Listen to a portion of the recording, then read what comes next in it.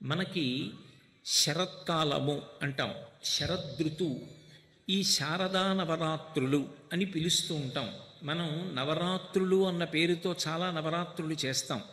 వినాయక నవరాత్రులు, గణపతి నవరాత్రుల తర్వాత శారదా నవరాత్రులు, అలాగే తర్వాత ఉత్తరాయణ పుణ్యకాల ప్రారంభంలో వసంత నవరాత్రులు.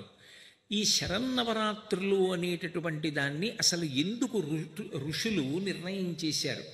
వాటిని నవరాత్రులు అన్న పేరుతో 9 రోజులు మాత్రమే నిర్వహించాలి అని చెప్పడం వెనక, 9 రోజుల తర్వాత విజయదశమి అన్న పేరుతో పర్వదినం వస్తోందని ఋషి ఏ కారణం చేత నిర్ణయం చేశారు అంటే, ఋషులు ఏది నిర్ణయం చేసినా తగిన ప్రాతిపదిక లేకుండా చెయ్యరు.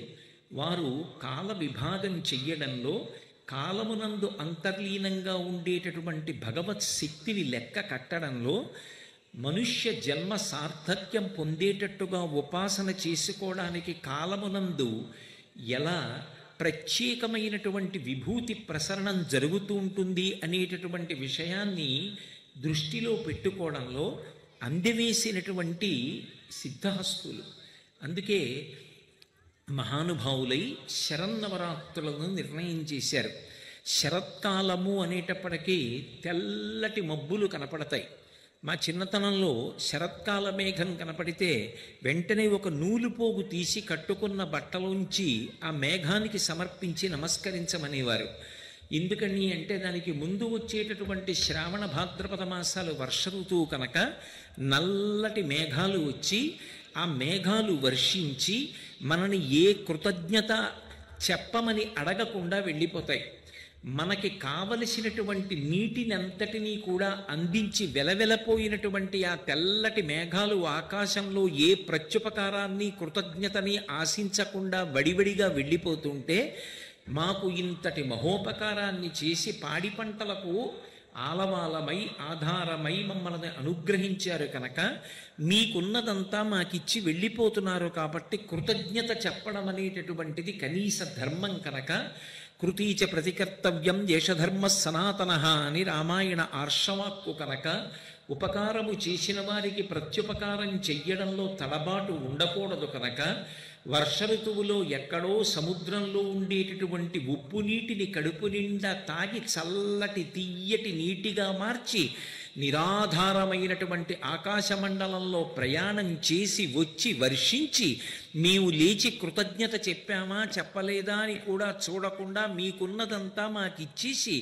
మీదున్నదంతా అయిపోయిన తరువాత తేలికైపోయి ఏమీ ఆశించకుండా వెళ్ళిపోతున్నటువంటి ఓ తెల్లని మబ్బులారా, మీకు కృతజ్ఞతా పురస్సరంగా ఇదిగో బట్టలోని దారపు పోగు ఇస్తున్నాను అని నమస్కారం చేస్తారు.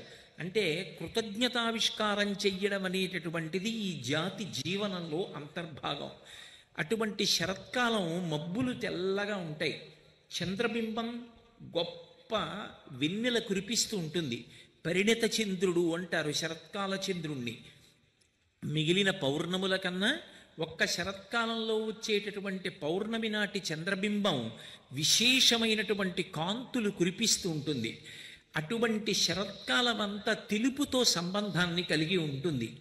మనిషి జీవితానికి పరమ ప్రయోజనం ఏది అంటే జ్ఞానమును పొందడం. ఆ జ్ఞానాన్ని తెలుపు రంగుతో సూచిస్తారు. అందుకే మీరు జాగ్రత్తగా గమనిస్తే సరస్వతీదేవి తెల్లటి బట్ట కట్టుకుంటుంది, తెల్లటి తామర పువ్వులో కూర్చుంటుంది. విమలపటి కమలకుటి పుస్తక రుద్రాక్షస్తహస్తపుటి కామాక్షి పక్ష్మలాక్షి కలిత విపంచి విభాసి వైరించి అంటారు మూకశంకరులు మూకపంచశతిలో. తెల్లటి బట్ట కట్టుకుని తెల్లటి కాంతులతో తెల్లటి పద్మంలో కూర్చుని శాంతికి జ్ఞానమునకు పవిత్రతకు పర్యాయపదమైనటువంటి తెలుపుతనానికి మారుపేరుగా శారద శోభిస్తూ ఉంటుంది. దక్షిణామూర్తి స్వరూపంగా ఉండేటటువంటి విద్యలకు అధిదేవత అయినటువంటి శంకరుడు కూడా తెల్లటి రంగులు పొంది ఉంటాడు. ఎందుచేత అంటే అది ఏదో బాహ్యంలో భౌతికంగా వర్ణమని కాదు. ఈశాన సర్వ విద్యానాం ఈశ్వర సర్వభూతానాం బ్రహ్మాధిపతిర్ బ్రహ్మణోధిపతిర్ బ్రహ్మా శివో మే అస్తు సదాశివోం అందుకే సమస్త విద్యలకు అధిదేవత అయినటువంటి శంకరుడు తెల్లటి వర్ణంలో ఉంటాడు అన్న మాటకు అర్థం ఏమిటి అంటే, ఆ నేర్చుకున్నటువంటి విద్య యొక్క పరమావధి ఏది అంటే శాంతిని పొందడం, తన చుట్టూ ఉన్న వాళ్ళని ప్రశాంతంగా ఉంచడం, తాను పవిత్రంగా ఉండడం, 10 మందిని పవిత్రంగా ఉంచడం. ఇది తెలుపు వర్ణము చేత సంకేతింపబడుతుంది. అందుకే ఇప్పటికీ శాంతికి తెలుపుని చిహ్నంగా చూపిస్తారు. శాంతి కపోతాలు విడిచిపెట్టారు అంటారు. అటువంటి మనుష్య జన్మ యొక్క చరమ ప్రయోజనమైనటువంటి జ్ఞానమును ఆవిష్కరించేటటువంటి ఋతువు కనుక వీటికి శరదృతువు అన్న పేరుతో ఈ రోజులు అన్వయమయ్యాయి. ఇందులో శారదా నవరాత్రులు మొట్టమొదట ప్రారంభమయ్యేటటువంటి 9 తిథులు. ఆశ్వీజమాసం ప్రారంభంలో పాడ్యమి లగాయతు నవమి వరకు ఉన్నటువంటి తిథులు ఏ ఉన్నాయో వీటిని శరన్నవరాత్రులు అన్న పేరుతో అనుష్ఠానం చెయ్యండి అన్నారు. ఎందుకు చెప్పాలి అంటే, దక్షిణాయనాన్నంతటినీ కలిపి ఒక రోజుగా భావన చేశారనుకోండి, అందులో పరమ పవిత్రమైనటువంటి కాలం శరన్నవరాత్రి కాలం. మనకి రోజు మొత్తం మీద అత్యంత పవిత్రమైన కాలం ఏది అంటే బ్రాహ్మీ ముహూర్తం. బ్రాహ్మీ ముహూర్తము అంటే సూర్యోదయాత్ పూర్వం ఉండేటటువంటి కాలం, తెల్లవారుజాము కాలం అంటామే, ఆ కాలం పరమ పవిత్రం, ప్రశాంతతకి ఆలవాలం. అందుకే పెద్ద పెద్ద క్షేత్రాలన్నిటా కూడా సుప్రభాత పఠనం చేస్తారు. ఆ సమయంలో ధ్యానానికి కూర్చుంటే మనసు తనంత తానుగా వెనక్కి వెళ్ళి ధ్యానమునందు సిద్ధి పొందుతుంది. ధ్యానము చెయ్యడానికి తనంత తాను పరమ యోగ్యమైన కాలం ఏది అంటే బ్రాహ్మీ ముహూర్తం, తెల్లవారుజాము కాలం. దక్షిణాయనమంతా పుణ్య సముపార్జన చెయ్యడానికి యోగ్యమైనటువంటి కాలం. అందుకే చూడండి, ఆశ్వీజ మాసం వస్తుంది, తర్వాత కార్తీక మాసం వస్తుంది. కార్తీక మాసం అంతా కూడా దీపారాధన, శివకేశవుల అభేదంగా ఆరాధన చెయ్యడం, సాలగ్రామార్చన చెయ్యడం. తర్వాత మార్గశీర్ష మాసం వస్తుంది, తర్వాత పుష్యం వస్తుంది. ఇవన్నీ కూడా ఆరాధన ఉండేటటువంటి కాలాలు. మార్గశీర్షంలో విష్ణు సంబంధమైనటువంటి ఆరాధనలు విశేషంగా ఉంటాయి. తర్వాత ఉత్తరాయణ పుణ్యకాలం ప్రవేశిస్తుంది. అంటే ఈ దక్షిణాయనమంతా కూడా ఉపాసన కాలం కనుక ఒక రోజు పగటిపూట ఎలా పుణ్య సముపార్జన చేసుకోవడానికి అవకాశం ఉంటుందో అలా దక్షిణాయనాన్నంతటినీ కలిపి ఒక రోజుగా భావన చేస్తే శారదా నవరాత్రుల కాలం బ్రాహ్మీ ముహూర్తంతో సమానం. అంటే అది తనంత తానుగా పరమ పవిత్రమైనటువంటి కాలం. ఆ కాలంలో చేసినటువంటి ఉపాసన మనస్సుని శుద్ధి చేస్తుంది. మనసు భగవంతుని పట్ల ఆభిముఖ్యాన్ని పొందుతుంది. మనసు భగవంతుడికి దగ్గరైందనుకోండి, అది అన్ని రకములైనటువంటి అనుగ్రహములకు కారణమవుతుంది. భౌతికంగా మనం చేసేటటువంటి పూజ కానీ, భౌతికంగా మనం చేసేటటువంటి ఇతర ప్రయత్నములు కానీ యథార్థమునకు దేని కొరకు అంటే చిత్తము శుద్ధి పొందుట కొరకు. నేను ఒక పూజకి కూర్చున్నాను అనుకోండి, ఎందుకు కూర్చోవాలి పూజకి అంటే మార్చి మార్చి ఉపచారములు చెయ్యడంలో భగవంతుణ్ణి మనస్సులో దర్శనం చెయ్యడానికి, మానసికంగా నేను భగవంతుడికి దగ్గరగా జరగడం కోసం పూజ అనేటటువంటిది నాకు ఒక ఆలంబనం. అంతే తప్ప కేవలంగా మనసు అక్కడ పెట్టకుండా నేను ఏది చేసినా స్వీకరించడానికి పరమాత్మ సిద్ధంగా ఉండడు. అందుకే పత్రం పుష్పం ఫలం తోయం యోమే భక్త్యా ప్రయచ్చతి అంటాడు. భక్తి అనేటటువంటిది మనసుకి సంబంధించిన విషయం. మనస్సులో భగవంతుని యొక్క కదలికలను చూడగలిగారనుకోండి, నేను పాదయోహో పాద్యం సమర్పయామి అన్నాను అనుకోండి, నేను చేత్తో కాసిన నీళ్లు తీసి ఇలా చల్లినంత మాత్రం చేత ఈశ్వరుడికి అందదు. కానీ కూర్చోవడమే గొప్ప. అసలు ముందు ప్రయత్నం మొదలు పెడితే పాదయోహో పాద్యం సమర్పయామి అన్నాను అనుకోండి, అప్పుడు ఆ కూర్చున్నటువంటి పార్వతీ పరమేశ్వరులు వాళ్ళ పాదములు నాకు కనపడేటట్టుగా ఆ అంచు కలిగినటువంటి పంచె కొద్దిగా పైకెత్తి, అమ్మ తాను కట్టుకున్నటువంటి చీర నాకు పాదములు కనపడేటట్టుగా పైకెత్తి 4 పాదములు కనపడుతుంటే అప్పుడు నేను ఉద్ధరిణితో తీసినటువంటి నీళ్లు వాళ్ళ పాదముల మీద వేసి ఆ తడిసినటువంటి పాదములను పరమ సంతోషంతో నా ఉత్తరీయంతో ఒత్తాననుకోండి, అది పాదయోహ పాద్యం సమర్పయామి. ఇప్పుడు నోటితో అనడం తేలిక, పక్కనున్నటువంటి నీటిని ఇవ్వడం తేలిక, కానీ మనస్సుని అక్కడ పెట్టి ఆ 4 పాదములను, పాదములకు ఉన్నటువంటి లత్తుకను పారాణిని దర్శనం చేసి నేను నీళ్లు పోసినప్పుడు పాదముల మించి జారినటువంటి నీటి ధారని దర్శించి నా ఉత్తరీయంతో తుడవాలి అంటే నేను నా మనసుని అక్కడ నిలబెట్టాలి. మనసుని నిలబెట్టలేదనుకోండి, అది తంతు అవుతుంది, అది ఈశ్వరుడు స్వీకరించడు. మనసు లగ్నం అవ్వాలి అంటే కాలము కూడా కలిసి రావాలి. అన్ని కాలముల యందు మనసు తేలికగా వెనక్కి వెళ్ళదు. ఒక్క తెల్లవారుజాము కాలం మాత్రం తనంత తానుగా మనసు వెనక్కి వెళ్ళడానికి యోగ్యమైన కాలం. అందుకే బ్రాహ్మీ అంటే సరస్వతీ సంబంధంతో చెప్తారు. బ్రాహ్మీ ముహూర్తంలో చేసేటటువంటి పూజ, బ్రాహ్మీ ముహూర్తంలో చేసేటటువంటి సాధన, ధ్యానము విశేష ఫలితాన్ని ఇస్తాయి. ఎందుకంటే మనసు తొందరగా వెనక్కి వెడుతుంది. దక్షిణాయనాన్నంతటినీ కూడా మీరు ఒక రోజుగా పరిగణన చేస్తే తెల్లవారుజావు కాలంగా పరిగణింపబడేది ఏది అంటే శారదా నవరాత్రులు. ఈ మొట్టమొదటి 9 రోజులు తెల్లవారుజాముతో సమానం. ఆ సమయంలో భగవతిని ఆరాధన చేస్తారు. ఎందుకు భగవతిని ఆరాధన చెయ్యాలి అంటే అమ్మ యొక్క ఉపాసన లోకంలో చాలా తేలికైనటువంటి ఉపాసన. మీరు చూడండి, తెలిసి కానీ తెలియక కానీ ఎవరైనా సరే అమ్మవారి పాదాలు పట్టుకుంటారు. వేదాంగములు చదువుకున్నవాడు కానివ్వండి, గాయత్రి అన్న పేరుతో అమ్మవారి ఉపాసన చేస్తాడు. ఏమీ చదువుకోని వ్యక్తి కానివ్వండి, మరిడమ్మ అని ఒక్కసారి నమస్కారం పెడితే మళ్ళీ మళ్ళీ గుర్తుపెట్టుకుని ఇచ్చే అమ్మ అని నమస్కారం చేస్తాడు. ఆ అమ్మ అనుగ్రహం ఉంటే తలుపులు తీస్తే ఇంట్లోంచి చీడ బయటికి పోతుంది, రావలసింది లోపలికి వస్తుంది. అందుకని తలుపులమ్మ అంటాడు. అందరికన్నా మా ఊరికి ముందొచ్చి మా ఊళ్ళో నివాసం ఉండి మమ్మల్ని బిడ్డల్ని చేసి కాపాడుతున్న తల్లి, అందుకని పేరంటాలమ్మ అంటాడు. ఎంత ముందొచ్చిన తల్లో తెలియదు కాబట్టి ముసలమ్మ అంటాడు. కాదు కాదు, ఈ ఊరికంతటికీ కూడా కాపలా కాస్తూ రాత్రింబవళ్ళు బిడ్డల్ని చేసుకుని ఊరిని కాపాడుతోంది కాబట్టి పోలేరమ్మ అంటాడు. తెలిసున్నవాడి దగ్గర నుంచి తెలియని వాడి వరకు అందరికీ మనసుకి శాంతి ఎక్కడ కలుగుతుంది అంటే అమ్మ అన్న మాట దగ్గర కలుగుతుంది.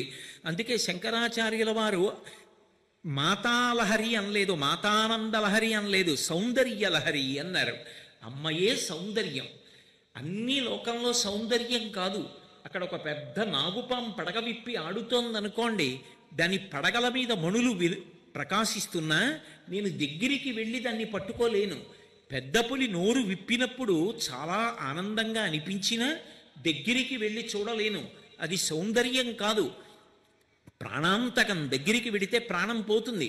కానీ అమ్మ, నేను పుట్టినప్పుడు నేను ఎవరో ఆవిడికి తెలియదు. తాను జనన మరణ సమస్యని ఎదుర్కొని నేను పుట్టినప్పుడు అంత కష్టపడి నాకు జన్మ ఇచ్చిన తల్లికి నేను కృతజ్ఞత చెప్పలేకపోయినా, అజ్ఞానంలో పడున్న మలమూత్రములు ఆవిడ మీద విసర్జించిన ఆవిడ నా శరీరాన్ని తుడిచి దగ్గరికి తీసుకుని స్తన్యమిచ్చి పెంచి పెద్ద చేసి నా కోసం ఉపవాసాలు చేసి పూజలు చేసి ప్రాణం పోయేటప్పుడు కూడా నేను అభ్యున్నతిని పొందాలని, నేను వృద్ధిలోకి రావాలని కోరుకుని వెళ్ళిపోయినటువంటి తల్లి అమ్మ. అమ్మయే సృష్టికర్త, అమ్మయే స్థితికర్త, అమ్మయే ప్రళయకర్త. అందుకే వేదమంతటిది మాతృదేవోభవ అని మొట్టమొదటి నమస్కారం అమ్మకి చేయించింది. అటువంటి అమ్మ అనేటప్పటికీ ఉపాసన చాలా తేలిక. అమ్మ దగ్గరికి వెళ్ళడం, అమ్మ దగ్గర కూర్చోవడం, అమ్మ చెయ్యి పట్టుకోవడం, అమ్మ పాదాలు పట్టుకోవడం, అమ్మ పెట్టింది తినడం పరమ ప్రేమతో ఉంటాయి. కాబట్టి అమ్మగా ఉపాసన చేయడం అనేటటువంటిది ఈ లోకంలో ఏ సంప్రదాయం వారికైనా సరే విధింపబడింది. అసలు అమ్మని ఉపాసన చెయ్యనటువంటి సంప్రదాయాలు ఉండవు. కాబట్టి అమ్మవారి ఉపాసన చెయ్యండి అని చెప్పడానికి కారణం ఏమిటంటే ఆవిడ తమో గుణాన్ని పోగొడుతుంది. అసలు వేళ పట్టున నిద్ర లేస్తే కదూ తెల్లవారుజామును ఉపయోగించుకోవడం. అసలు నేను ఉదయం 7:30 వరకు నిద్రే లేవననుకోండి, ఆ కాలము ఎంత గొప్పదైనా కావచ్చు, నేను 100 ఏళ్ళు బ్రతకచ్చు. 100 సంవత్సరాల నా ఆయుర్దాయంలో నేను ఒక్కనాడు కూడా బ్రాహ్మీ ముహూర్తమునందు నిద్ర లేవనప్పుడు ఆ సమయం నాకు ఏ రకంగా ప్రయోజనాన్ని కట్టబడుతుంది? 100 ఏళ్ళు బ్రతకడం మంచిదే, కానీ 100 ఏళ్లలో కనీసం ఒక 70 సంవత్సరాలైనా తెల్లవారుజాము సమయంలో నిద్ర లేచి ఉదయిస్తున్న సూర్యబింబానికి స్వాగతం పలికి నమస్కారం చెప్పగలిగితే అప్పుడు నా జన్మ సార్థక్యం. తమోగుణం పోవాలి, బడలిక పోవాలి, అలసట పోవాలి, ఉత్సాహం కలవాలి, నిద్ర లేవాలి, ఆ సూర్యబింబానికి స్వాగతం పలకాలి, నేను నా జన్మ సార్థక్యం పొందాలి. ఇటువంటి ప్రేరణ పొందాలి అంటే ముందు తమోగుణాన్ని తీయగలిగినది ఎవరు అంటే అమ్మవారు తీసేస్తుంది. అందుకే అమ్మవారి ఉపాసన చెయ్యండి అని చెప్పారు. నిజానికి భగవంతుణ్ణి అమ్మగా పిలిచినా అయ్యగా పిలిచినా ఏ పేరు పెట్టి పిలవకపోయినా పలికేది మాత్రం ఆయనే.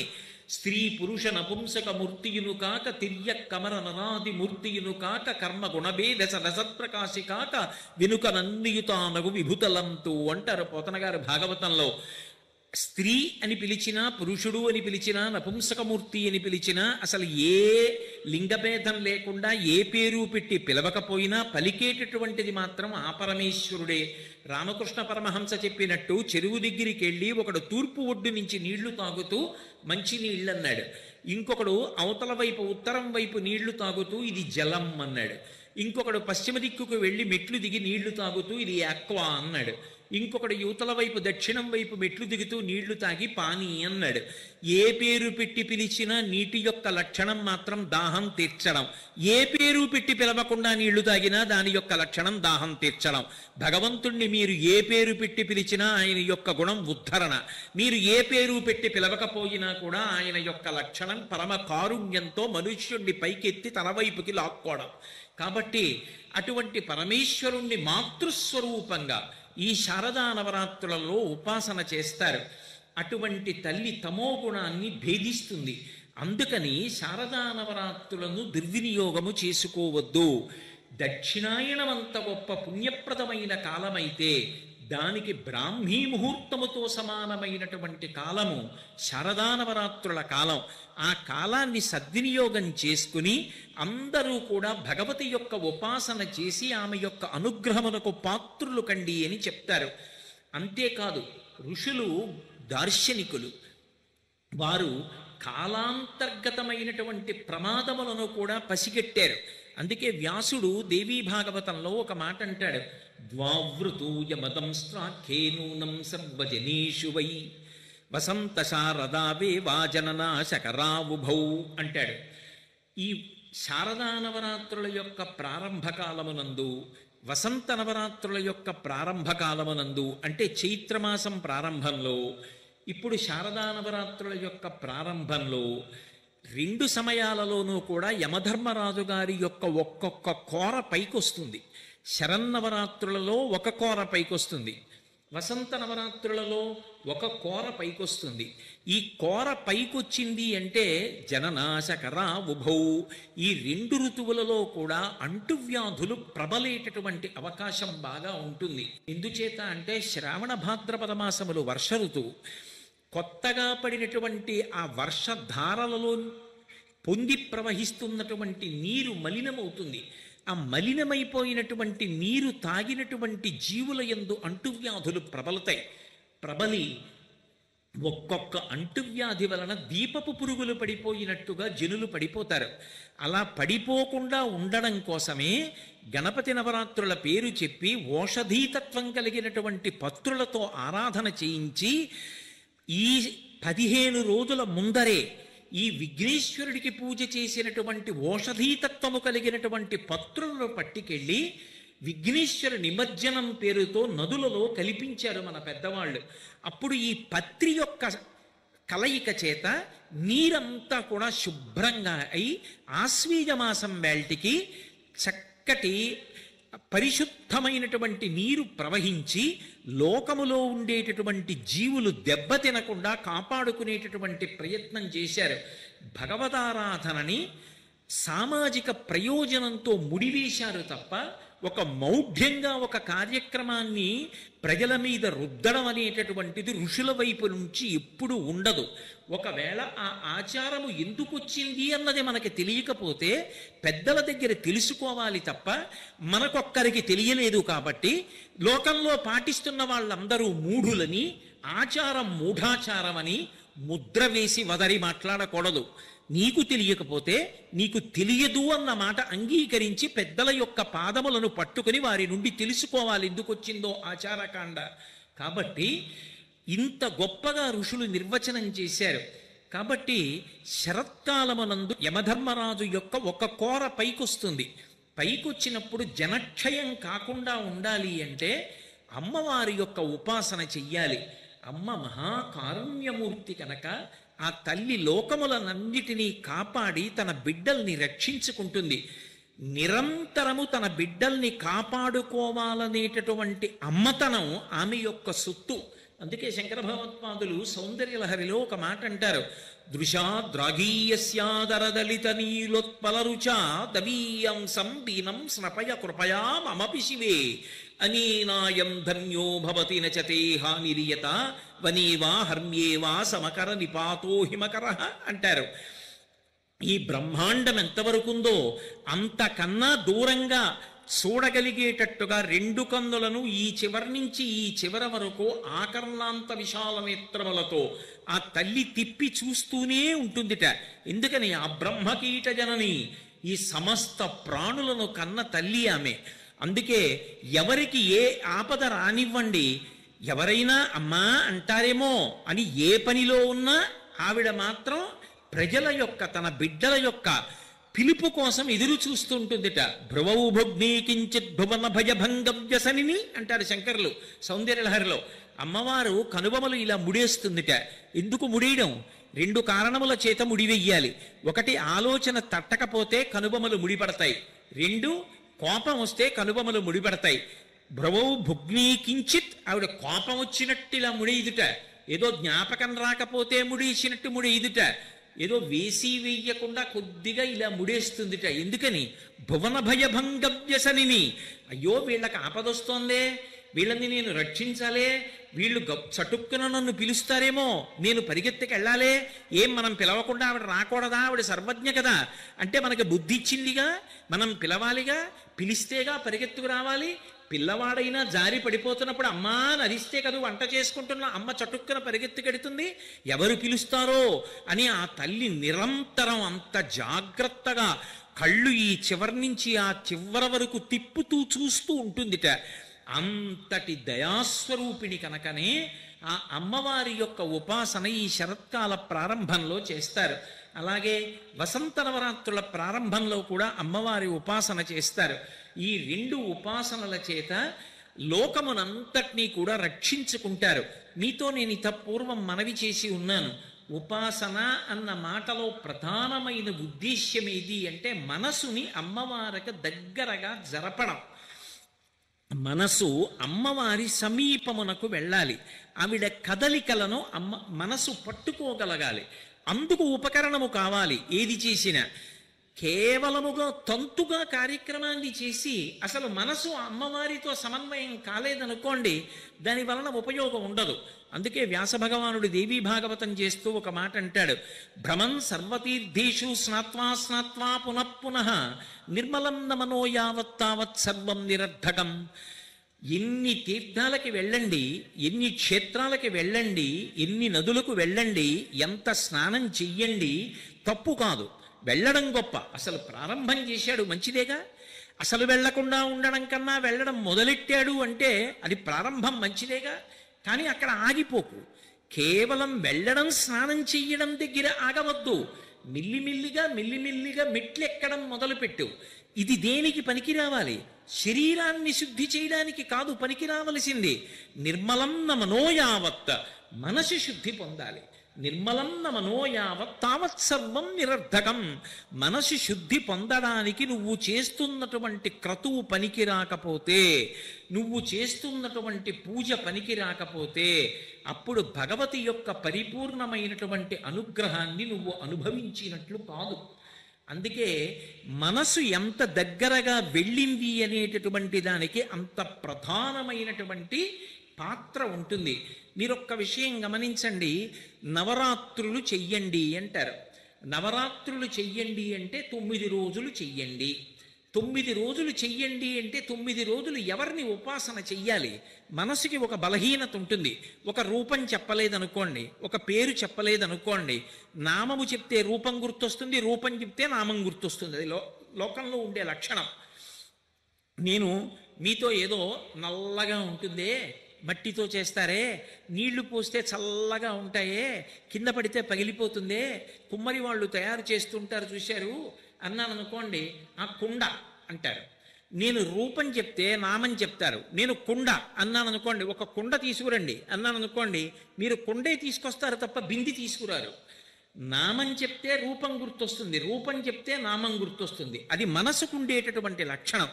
అసలు మనసు పట్టుకోవాలంటే దానికి నామము రూపము ఈ రెండూ కావాలి. ఈ రెండుని ఇవ్వలేదనుకోండి, మీరు భగవతిని పట్టుకోండి అని నేను చెప్పి వెళ్ళిపోయాను అనుకోండి, వెంటనే మీరు ప్రశ్న వేస్తారు, ఏమండి భగవతిని పట్టుకోండి అంటే కనకదుర్గమ్మని పట్టుకోవాలా, లేకపోతే ఏదో తిరువాణక్కోయిల్లో జంబుకేశ్వరంలో ఉండేటటువంటి అఖిలాండేశ్వరిని పట్టుకోవాలా, కంచిలో ఉండే కామాక్షిని పట్టుకోవాలా, మధురైలో ఉండే మీనాక్షిని పట్టుకోవాలా, ఎవరి పాదములు పట్టుకోవాలి, ఎలా ఉపాసన చెయ్యాలి, సరస్వతిన పార్వతిన లక్ష్మిన, ఏ నామంతో పిలవాలి, ఏ రూపంతో ఆరాధన చెయ్యాలి అని ఒక అనుమానం వస్తుంది. అలా అనుమానం రావలసిన అవసరం లేకుండా ఋషి నివృత్తి చేశాడు. మొట్టమొదటి 3 రోజులు మహాకాళీ స్వరూపంతో ఉపాసన చెయ్యాలి. తర్వాత 4, 5, 6 ఆ 3 రోజులు మహాలక్ష్మీ స్వరూపంగా ఉపాసన చెయ్యాలి.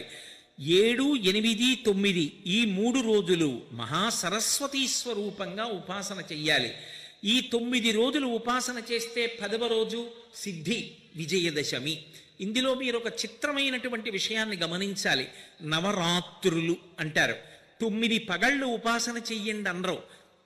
నిజానికి 9 రాత్రుల ఉపాసన మనం ఏం చేస్తాం? శారదా నవరాత్రుల్లో కూడా మహా అయితే పునఃపూజ కొంచెం ఆలస్యమైనా 10 గంటలకో 11 గంటలకో నిద్రపోతాం. రాత్రి తెలివిగా ఉండంగా. మరి రాత్రి అన్న మాట ఎందుకు వచ్చింది అంటే, చీకటి అన్న మాటకు అర్థం ఏమిటంటే భయమునకు పర్యాయ పదము. చీకటిగా ఉందండి, వెళ్ళడానికి భయం వేస్తోందంటాడు. ఏమిటి చీకటిగా ఉంటే భయం ఎందుకు అంటే, చీకటి ఎందు ఉన్న వస్తువు ఏదో తెలియదు. అక్కడ ఒక తాడు పడుందనుకోండి, పావులా కనపడుతుంది. పావులా కనపడగానే అది పడగ కదులుపుతోందనిపిస్తుంది. పడగ కదిపితే అందనిపిస్తే బుసగొడుతోందనిపిస్తుంది. ఒళ్ళు చెమట్లు పట్టి భయం వేస్తుంది. ఒక దీపం తీసుకొచ్చారనుకోండి, అది పావు కాదు తాడు అన్న సత్యము ఎరుకలోకి రాగానే పడగా లేదు, బుస లేదు, ఏమీ లేదు. అంటే చీకటి అన్న మాటకు అర్థం సత్యము తెలియకుండుట. ఏది ఏదో తెలియలేదు కాబట్టి భయం. 9 రాత్రులు ఉపాసన చేశాడు అన్న మాటకు అర్థం ఏమిటంటే, సత్యము ఎరుకలోకి రాక ఏ అజ్ఞానము వలన భయపడుతున్నాడో, ఏ అజ్ఞానము చేత తనకన్నా భిన్నమైనది ఇంకొకటి ఉందనుకుంటున్నాడో, భగవంతుడి కన్నా ఇంకొకటి ఉందనుకుంటున్నాడో, అది లేదు, ఉన్నది ఈశ్వరుడొక్కడే అన్న సత్యము ఎరుకలోకి వచ్చేటట్టుగా చేస్తుంది. 9 అంకె, 9 దాటితే 10 సంఖ్య, 2 అంకెలు వచ్చేస్తాయి.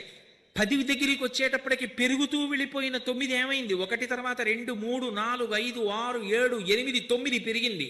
10 దగ్గరికి వెళ్ళేటప్పటికి 1 పక్కన 0 అయిపోయింది.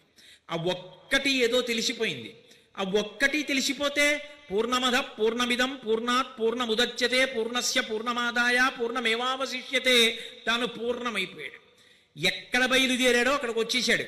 తాను జీవుడు అనుకుంటున్నవాడు జీవుడు కాడని, తాను బ్రహ్మమని, తత్వమసి మహావాక్యమని అద్వైతానుభూతి ఎరుకలోకి వచ్చింది. ఈ జ్ఞానము కలగాలి కాబట్టి చిట్ట చివరి 3 రోజులు మహాసరస్వతీ స్వరూపాన్ని ఉపాసన చేస్తారు. ఈ జన్మ ప్రయోజనం కలగడానికి అత్యంత యోగ్యమైన ఉపాసన కాలం ఏది అంటే శారదా నవరాత్రులు.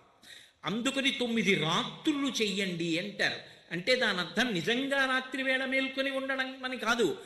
రాత్రి పోయింది, పగలొచ్చింది అంటే భయం అంతా పోయింది. ఎందుకని? ఇప్పుడు అక్కడ ఉన్న వస్తువు ఏదో తెలుస్తుంది కాబట్టి భయం లేదు. చీకటి పోయింది, అజ్ఞానము పోయింది, జ్ఞానం అనేటటువంటి వెలుతురు ప్రకాశించింది. ఒకటి తెలిసొచ్చింది, నువ్వు పూర్ణమైపోయావు, ఇది విజయదశమి. అందుకే 9 రాత్రులుగా ఉపాసన. అది ఎటువైపు నుంచి ఎటువైపుకి చెయ్యండి. గణపతి నవరాత్రులు అంటారా, వసంత నవరాత్రులు అంటారా, శారదా నవరాత్రులు అంటారా, ఏవి చేసినా 9 రాత్రులు. 9 కాదంటారా, త్రిరాత్ర వ్రతం 3 రాత్రులే. చిట్ట చివర మహాసరస్వతి స్వరూపంగా 3 రోజులు చేస్తే చాలు. ఈ 3 రోజులు చేసినా కూడా త్రిరాత్రము, 3 అంటే సత్యం. అందుకే ఆచమనం చేశాననుకోండి 3 మాటలు, తాళి కట్టాననుకోండి 3 ముళ్ళు, 3 మాటలు అన్నాననుకోండి అది సత్యం. తిర్దదామిన సంశయ అంటాడు జనకుడు రామాయణంలో. 3 మాటలు అంటున్నాను, ఇస్తాను ఇస్తాను ఇస్తాను, కాబట్టి సత్యం. 3 మాటలు అంటే సత్యం, సత్యమే పరబ్రహ్మం. కాబట్టి అటువంటి సత్యము ఒకటి తెలియాలంటే కనీసం 3 రాత్రులైనా ఉపాసన చెయ్యాలి. ఎప్పుడు? నీకు 9 రాత్రులు చెయ్యడానికి కావలసినటువంటి శక్తి శరీరమునందు లేకపోతే కనీసంలో కనీసం 3 రాత్రులు చెయ్యాలి. ఓపిక ఉంటే 9 రోజులు తప్పకుండా ఉపాసన చెయ్యవలసిందే. అందుకని నవరాత్రి తప్పితే త్రిరాత్ర వ్రతము. ఇందులో మొట్టమొదటి 3 రోజులు మహాకాళీ స్వరూపాన్ని ఉపాసన చెయ్యండి అన్నారు.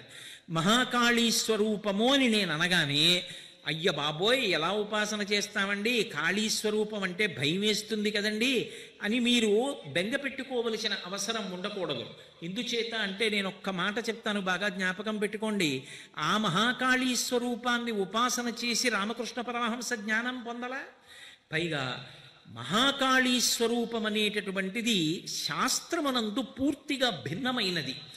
నేను మీతో ఒక్క మాట చెప్పాలంటే, పకపక పకపక నవ్వుతూ తాంబూల చర్వణం చేస్తున్న ఎర్రటి నోటితో ఇక్కడి నుంచి ఇక్కడి వరకు నవ్వుతూ దంతపంక్తి కనపడకుండా ఇంత పెద్ద బొట్టు పెట్టుకుని త్రిశూలాన్ని కిందకి దింపి పట్టుకొని పచ్చటి పట్టుపుట్టమో ఎర్రటి పట్టుపుట్టమో కట్టుకున్నటువంటి తల్లి కనకదుర్గమ్మ ఉన్నదే, ఆమెయే మహాకాళీ స్వరూపం. ఇప్పుడు ఆ అమ్మని చూస్తే భయం ఎందుకు? ఇక్కడ మీరు ఒక్క విషయం గమనించాలి. మహాకాళీ స్వరూపము అనేటప్పటికే వాహనానికి ప్రాధాన్యత ఉంటుంది. అందుకే శరన్నవరాత్రులలో వాహన సేవకి అంత ప్రఖ్యాతి వచ్చింది. ఆవిడ సింహవాహనారూఢయ్యి ఉంటుందంటే సింహవాహనం మీద వెడుతూ ఉంటుంది. సింహవాహనం మీద వెడుతోంది, ఆవిడ త్రిశూలం పట్టుకుంది అన్న మాటకు అర్థం ఏమిటంటే, నేను చేసేటటువంటి ఉపాసన వలన అమ్మా నీ అనుగ్రహంగా ముందు నాకేం కావాలి అంటే, నాలో చేరి ఉండిపోయినటువంటి దుర్గుణములు అన్నీ కూడా వెళ్ళిపోవాలి. ఇది మొట్టమొదట అడగాలి. మీరు ఒక్క విషయం జాగ్రత్తగా పట్టుకునే ప్రయత్నం చెయ్యండి. నేను కొన్ని సద్గుణములను పొందాలి అంటే ప్రయత్నపూర్వకంగా నేను అలవాటు చేసుకోవాలి. రోజు తెల్లవారుజామున నిద్రలేద్దాం అనుకున్నాను అనుకోండి, నేను కొంత సాధన చెయ్యాలి. నేను ప్రతిరోజు ఒక 15 నిమిషాలు ధ్యానం చేద్దాం, నేను సాధన చెయ్యాలి. నేను ప్రతిరోజు 10 నిమిషములు శ్రీరామనామం రాద్దాం, నేను కొంత సాధన చెయ్యాలి. నేను విష్ణు సహస్రనామ స్తోత్రాన్ని తప్పులు లేకుండా పుస్తకం లేకుండా చదవాలి, సాధన చెయ్యాలి. నాకు కోపం రావాలి, సాధన అక్కర్లేదు. నాకు వస్తువులు కావాలన్న కోరికలు ఉండాలి, సాధన అక్కర్లేదు. నాకన్నా వృద్ధిలోకి వచ్చిన వాడు కనపడేటప్పటికి నాలో అసూయ పుట్టాలి, సాధన అక్కర్లేదు. నాకు ఇంకా ఇంకా సంపాదించి ఇంకా దాచుకోవాలన్న కోరిక కలగాలి, దానికోసం సాధన అక్కర్లేదు. ఇవన్నీ కూడా వాసనాబలంగా వచ్చేసినటువంటివి. గత జన్మలలో మనసు ఏ విషయాల్ని పట్టుకుందో ఆ విషయాలు శరీరం మారిపోయినా జన్మ మారిపోయినా వాసనాబలంగా వచ్చేస్తాయి. మొదటి ప్రయత్నం దేనికి పనికి రావాలి అంటే, మనలో ఉన్నటువంటి దుర్గుణములను విడిచిపెట్టడానికి పనికి రావాలి. మీరు చూడండి, నేను ఒక ఉదాహరణ చెప్తాను, మీరు బాగా పట్టుకుంటారు. ఒక కట్టె తీసుకున్నాను అనుకోండి, ఆ కట్టెలో నీరు ఉంటుంది, నీరు ఉన్నది అని కనపడదు. మా చిన్నతనంలో వేడి నీళ్లు కాచుతుండేవాళ్ళం ఏదో పోసుకోవడానికి. ఆ కట్టె పట్టుకెళ్ళి అగ్నిహోత్రంలో పెడితే ఒకవైపు వెలుగుతూ ఉంటుంది, అది కాలి బొగ్గైపోతుంటే ఆ కొరకంచు అంటారు. ఆ కట్టెని పొయ్యి లోపలికి తోస్తూ ఉంటారు. అలా అది కాలుతుంటే దానిలో ఉన్న నీరు క్రమక్రమంగా వెనక్కి వచ్చేస్తుంది. వెనక్కి వచ్చేసి ఇక మంట చివరికి వచ్చేస్తోంది అనుకోండి, ఆ కట్టె చివరి భాగంలోకి నీరంతా ఉబికిపోయి బుడగల బుడగల బుడగల బుడగా వచ్చేసి ఇక వేడిని తట్టుకోలేక ఆవిరైపోతుంది. ఆవిరైపోయాక కట్టె కాలిపోతుంది. కట్టెలోనే ఉన్న నీరు కట్టెకి అగ్నిహోత్రం అంటుకున్న తరువాత ఇక అందులో ఉండలేక వెనక్కి వెనక్కి వెనక్కి వెళ్ళి ఇక దాన్ని ఆశ్రయించి ఉండలేక పైకి వెళ్ళిపోయి ఆవిరైపోయినట్టు భగవతి యొక్క ఉపాసన చేత ఆమె అనుగ్రహం వలన నాలో ఉన్న దుర్గుణములు ఒక్కొక్కటి రాలిపోవాలి. అలా రాలిపోయేటట్టుగా చెయ్యగలిగినటువంటి లక్షణం ఎవరి యందు ఉంటుంది అంటే ఆ తల్లి దుర్గమ్మ యందు ఉంటుంది. అందుకే ఆవిడ పేరు దుర్గ. దుర్గా అన్న మాట మీరు జాగ్రత్తగా అర్థం చేసుకోవాలి. ఎంతో కష్టపడి ఉపాసన చేస్తే తప్ప అసలు ఆవిడ యొక్క అనుగ్రహం పొందడానికి సాధ్యం కానటువంటి పరదేవత కేవలము ఆ నామాన్ని ఉచ్చరించిన మాత్రం చేత, స్మరించినంత మాత్రం చేత సమస్తమైన శుభములను వర్షించడానికి ఒక రూపాన్ని పొంది వచ్చి కూర్చుంటే దాని పేరు దుర్గా. నిజంగా రూపాన్ని ఉపాసన చెయ్యాలనుకోండి, మంత్రం చెయ్యాలనుకోండి, ఒక హోమం చెయ్యాలనుకోండి, చాలా కష్టం. కానీ పరమకారుణ్యంతో వచ్చి కూర్చుని ఆ పేరు చెప్పినా, పేరు స్మరించినా, ఆవిడ రూపాన్ని స్మరించినా అనుగ్రహించేస్తానందనుకోండి. రాశీభూతమైనటువంటి దయాస్వరూపంగా వచ్చి కూర్చుంటే ఆవిడికి దుర్గా అని పేరు. నిజానికి దుర్గా అన్న మాటలో డకారము, ఉకారము, రకారము, గకారము, అకారము 5 అక్షరాలు కలిస్తే దుర్గా. దుర్గా అన్న పేరు ఎందుకు వచ్చిందంటే ద అంటే దైత్యనాశనం. ఆమె రాక్షసులను పరిమారుస్తుంది. ఎక్కడెక్కడ ధర్మానికి వ్యతిరేకమైనటువంటి వాళ్ళు ఉంటారో వాళ్ళని పరిమార్చడం ఆమె యొక్క లక్షణం. 2 దుర్గా ద ఉ ఉకారము విఘ్ననాశనం అంటే విఘ్నములను తీసేస్తుంది ఆవిడ. ఏదైనా ఓ కార్యం తలపెట్టగానే అది జరగకుండా అడ్డొచ్చేటటువంటి ప్రతిబంధకాన్ని తీసేస్తుంది. అందుకని విఘ్ననాశనం చేస్తుంది. రోగనాశనం శరీరానికి వచ్చేటటువంటి రోగమును పోగొట్టి ఆ శరీరము ఆరోగ్యంగా ఉండి భగవతిని ఉపాసన చెయ్యడానికి కావలసిన శక్తిని అనుగ్రహిస్తుంది. కాబట్టి గత జన్మలలోనూ ఈ జన్మలోనూ ఇతపూర్వం చేసినటువంటి పాపములు ఏవున్నాయో ఆ పాపములు ఆవిడని అనుగ్రహాన్ని పొందడానికి వెళ్ళేటటువంటి మార్గంలో అడ్డొచ్చి ఆవిడ వైపుకి నడవకుండా, అడ్డుపడకుండా తొలగిస్తుంది. పాపములను తొలగిస్తుంది. కాబట్టి అకారము చేత శత్రుభయాన్ని తీసేస్తుంది. శత్రుభయం అంటే శత్రువుల్ని చంపుతుంది అని అన్వయం చేయకూడదు. నా మీద శత్రుభావన ఎవడు పెట్టుకున్నాడో వాడికి శత్రుభావన పోతుంది. నిష్కారణంగా శత్రుభావన పెట్టుకున్నాడు, నిజంగా ఆయన నా మీద చేస్తున్న ఆరోపణలు శుద్ధ అబద్ధాలన్న విషయం ఆయనకు కూడా తెలుసు. కానీ ఒక తృప్తి, వాడి మీద బురద జల్లితే నాకో సంతోషం అని ఆ బుద్ధి ఆయన ఎందు పోతుంది. కొంతకాలానికి పోయి తప్పు రాని చేస్తున్నది ఎందుకు నిష్కారణంగా నేను ఆయన మీద బురద జల్లడం, ఆయన మంచివాడో చెడ్డవాడో నాకు తెలీదా, ఇక పైన నేను ఈ పని చెయ్యను అని అవతలవాడిలో మార్పు వచ్చి నేను ఆయన చెయ్యి పట్టుకొని పరమ సంతోషంతో ప్రస్థానం చేసేటటువంటి అవకాశం ఇస్తుంది. వాడు ధర్మ వ్యతిరేకి అయి బుద్ధి మారకపోతే అప్పుడు పరిభావిస్తుంది. కాబట్టి శత్రునాశనం చేస్తుంది, భయనాశనం చేస్తుంది. దేని గురించి భయపడుతున్నామో ఆ భయం లేకుండా తల్లి చేస్తుంది. వీటన్నిటినీ ఏకకాలమునందు ఇవ్వగలిగినది కాబట్టి దుర్గా. అందుకే ఎక్కడెక్కడ మనలోకి చేరకూడని ఉన్నాయో వాటినన్నిటినీ తీసేసేది ఎవరో ఆ తల్లికి దుర్గా అని పేరు. ఆ తల్లి యొక్క పాదములను పట్టుకున్నామనుకోండి, అమ్మా నువ్వు అనుగ్రహించాలి, నా అంత నేను కోపాన్ని పోగొట్టుకోలేకపోతున్నాను. ఎక్కడి నుంచి వస్తుంది కోపం?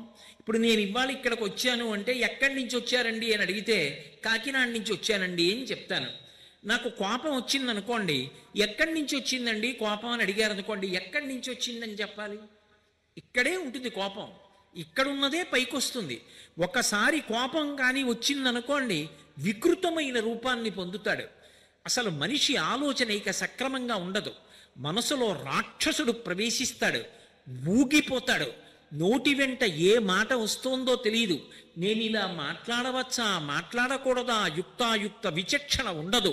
క్రుద్ధ పాపం నకుర్యాత్కః క్రుద్ధో హన్యాద్గురూనపి క్రుద్ధ పరుషయా వాచా నరం సాధూన దీక్షిపేత్. ఆ క్రోధం వచ్చినవాడు ఊగిపోతాడు.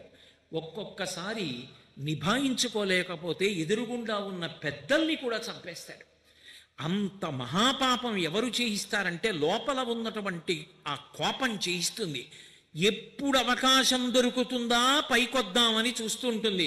కామక్రోధశ్చ లోభశ్చ దేహే తిష్టంతి తస్కరాః జ్ఞానరత్నాపహారాయ తస్మాత్ జాగ్రత్త జాగ్రత్త అంటారు శంకరులు. ఇక్కడే కూర్చుని ఉంటాయి అరిషడ్వర్గాలు. ఎప్పుడు అవకాశం దొరుకుతుందా అని చూస్తూ ఉంటాయి. చిన్న అవకాశం దొరికిందా చటుక్కన పైకి లేస్తాయి. లేచిందా అసలు మనిషి రూపమే మారిపోతుంది. ఊగిపోతాడు, ఉనికిపోతాడు. నోటితో ఏది మాట్లాడుతున్నాడో తెలియదు, ఏం చేస్తున్నాడో తెలియదు. ఆ తర్వాత జీవితాంతం తలకొట్టుకున్న ఉపయోగం ఏముంటుంది? ఒక్కసారి కానీ క్రోధము మనిషిని ఆవహించిందా అంత పాపాన్ని మూటకట్టుకుంటాడు. కామమైనా అంతే, లోభమైనా అంతే, మదమైనా అంతే, మాత్సర్యమైనా అంతే. ఈ గుణములను నియంత్రించి వీటిని అదుపులో ఉంచి మనిషి పశువు కాకుండా చూడగలిగినటువంటి తల్లి ఎవరు అంటే ఆ తల్లి జగన్మాత అయినటువంటి దుర్గ. ఆమెయే మహాకాళీ స్వరూపం. అందుకే మొట్టమొదటి 3 రాత్రులు దుర్గని ఉపాసన చేస్తారు. ఆ ఉపాసన చేసినప్పుడు మీరు చూడండి, చండీ హోమం అని చేస్తారు, దుర్గా సప్తశతి పారాయణ చేస్తారు, దేవీ మహాత్మ్యం అంటారు దాన్ని.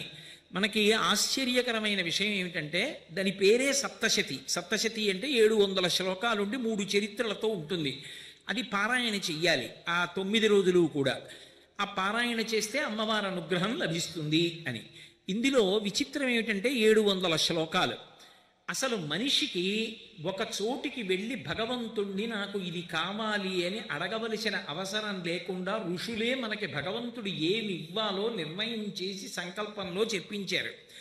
ధర్మార్థ కామ మోక్ష చతుర్విధ పురుషార్థ బల సిద్ధ్యర్థం. మనిషికి ఏవి కావాలి అంటే ధర్మము, అర్థము, కామము, మోక్షము. మోక్షమిక ప్రత్యేకంగా వచ్చేది కాదు. అర్థము ధర్మముతో ముడిపడిపోతే, కామము ధర్మంతో ముడిపడిపోతే, నేను సంపాదిస్తే ధార్మికం, నేను ఖర్చు పెడితే ధార్మికం, నాకు కోరిక పుడితే ధర్మబద్ధం, నేను ఆ కోరిక తీర్చుకుంటే ధర్మబద్ధం. ఏది చేసినా నేను చూసేది ఇది ధార్మికమేనా? నేను ₹1 తీసుకున్నాను, ఇది ధార్మికమేనా? ధర్మం అంగీకరిస్తుందా? అంగీకరిస్తుంది. తీసి జేబులో పెట్టుకుంటాను. జేబులో పెట్టుకున్నది రహస్యంగా పెట్టుకోవలసిన అవసరం ఏముంది ధార్మికమైనప్పుడు? అయ్యా ఇదిగో ₹1 ఇలా సంపాదించాను అని నువ్వు ధైర్యంగా చెప్పగలవు. ఎప్పుడు ధైర్యంగా చెప్పలేవు. అది ధార్మికం కానప్పుడు. అంటే పాపం మూట కట్టుకున్నావు. వ్యయం చేసేటప్పుడు, ఖర్చు పెట్టేటప్పుడు ఆ ఖర్చు ధర్మంతో ముడిపడింది, బెంగలేదు. నేను ఇందుకు ఖర్చు పెట్టానని చెప్తారు. ధార్మికంగా ఖర్చు పెట్టలేదు, చెప్పలేరు. కామము, నాకు కోరిక పుట్టింది, అది ధర్మబద్ధము, ఏం బెంగలేదు, అనుభవించవచ్చు. ఏదో నాకు ఒక్కసారి వెళ్ళి అమ్మవారి దర్శనం చేద్దామనిపించింది, ఏమి దోషం ఉంది అందులో? ఏమి తప్పు లేదు, అనుభవించవచ్చు. కానీ పక్క గదిలో ఉన్నటువంటి వాళ్ళ బంగారు వస్తువేదో నేను వాళ్ళు తలుపు పక్కన వేసుకుని, చాగంటి కోటేశ్వరరావు గారు కదా పక్క గదిలో ఉన్నారు, మన గదిలో పెట్టుకున్న వస్తువులకి ఏమవుతుందిలే అని తాళం వేయకుండా జారగిల వేసి పక్కకి వెళ్ళారు. ఇదే అదునని లోపలికెళ్ళి ఎదురుగుండా కనపడుతున్న ఒక బంగారు వస్తువు తెద్దామని ఆలోచన పుట్టిందనుకోండి, ధార్మికమేనా? కాదు, తీయకు. కోరిక పుట్టవచ్చుగాక, మనసులో ఆలోచన రావచ్చుగాక, ధర్మబద్ధము కాదు, చెయ్యవద్దు. ధర్మబద్ధము, అనుభవించు. అర్థము కామముతో ముడిపడిపోతే, కామము ధర్మముతో ముడిపడిపోతే ఇక 4వది ప్రయత్నం లేకుండా వస్తుంది, అది మోక్షం. కాబట్టి ఇప్పుడు ధర్మార్థ కామ మోక్ష చతుర్విధ పురుషార్థ బల సిద్ధ్యర్థం అని కదా అంటాం. ఇందులో ఈ ధర్మ, అర్థ, కామ, మోక్ష ఈ 4 మనకి నిర్దేశించడం కోసం, ఉపదేశించడం కోసం 4 గ్రంథాలు వచ్చాయి. ఇవి 4 700 శ్లోకాలతోటే ఉంటాయి. అసలు ఆ 7 అన్న అంకెకున్న గొప్పతనం. అందుకు 7 కొండలవాడ వెంకటరమణ గోవిందా గోవిందా అండం. షట్చక్ర భేదనం, 6 చక్రాలు దాటి 7వ చక్రంలో పార్వతీదేవి పరమేశ్వరుడితో రమించిందనే ఆ సహస్రార చక్రమనందు యోగి రమిస్తాడు. ఆ 7 అంకె అంత గొప్పది. కాబట్టి 7 లోకాలు అన్నీ ఆ 7 చేత ప్రతిపాదింపబడతాయి.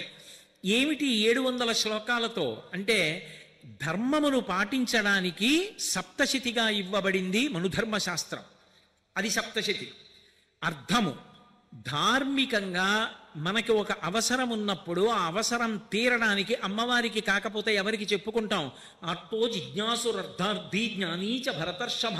నాకు అమెరికా అధ్యక్షుణ్ణైపోవాలన్న కోరిక పుడితే విర్రి కోరిక, కానీ నా కూతురి పెళ్లి చేయడానికి నా దగ్గర 1,00,000 రూపాయలు కావాలనుకుంటే అది తప్పేమిటి? అప్పుడు అది కోరిక అనరు, అవసరం అంటారు. అవసరం ఎవరికి చెప్పాలి? భగవంతుడికే చెప్పుకోవాలి. ఆయనే చెప్పాడు నాకు చెప్తాడన్నారు. నేనెవరిని కాదనడానికి? కాబట్టి భగవంతుడికి చెప్తారు అవసరాలు. అప్పుడు నీకు అలా ఆర్థికమైన అవసరాలు వస్తే భగవంతుణ్ణి భగవతిని ఎలా ఉపాసన చెయ్యాలో చెప్పిన 700 శ్లోకాల సప్తశతి అర్థశాస్త్రమునకు సంబంధించినది దేవీ మహాత్మ్యం. ఇక మూడవది కామము.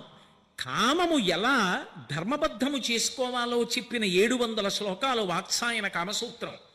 మోక్షమును పొందడానికి శాస్త్రము భగవద్గీత సప్తశతి. ఈ 4 సప్తశతులే. ఇందులో దుర్గా సప్తశతి మీరు చండీపారాయణలో విని ఉంటారు. దుర్గా సప్తశతిలో అర్గళా స్తోత్రము అని ఒక స్తోత్రం వస్తుంది. దాని పేరే అర్గళ. అర్గళ అన్న మాటకు అర్థం ఏమిటో తెలుసా? 2 తలుపులు వేసి గడియ పెడితే ఆ గడియ అవతల వైపు నుంచి తలుపు తోసినప్పుడు తట్టుకోవచ్చు, తట్టుకోకపోవచ్చు. చాలామంది నివాసం ఉంటున్నటువంటి ప్రాంగణాల మధ్యలో ఇల్లు కట్టుకున్నాను అనుకోండి, ఏదో పైన ఓ చిన్న చిడత, అడ్డంగా ఓ చిడత, కిందో చిడత ఉంటే చాలు. ఒకవేళ మరిచిపోయి ఒక్క చిడత వేసినా చాలు, ఎవరు తలుపు తొయ్యరు చప్పుడయ్యేటట్టుగా. కొద్దిగా నిర్మానుష్యంగా దూరంగా ఉన్న ఇళ్ల మధ్యలో నేను ఉంటున్నాను అనుకోండి, తలుపులు 2 దగ్గరికి వేసి అడ్డగడియ అంటారు. అంటే యువతల వైపు నుంచి గడియ తిప్పి అవతల వైపు ఉండేటటువంటిది ఓ చిన్న ఏదో ఇలా చేతి అమరికలా ఉంటుంది, అందులోకి గడియ వేసి వదిలిపెట్టరు.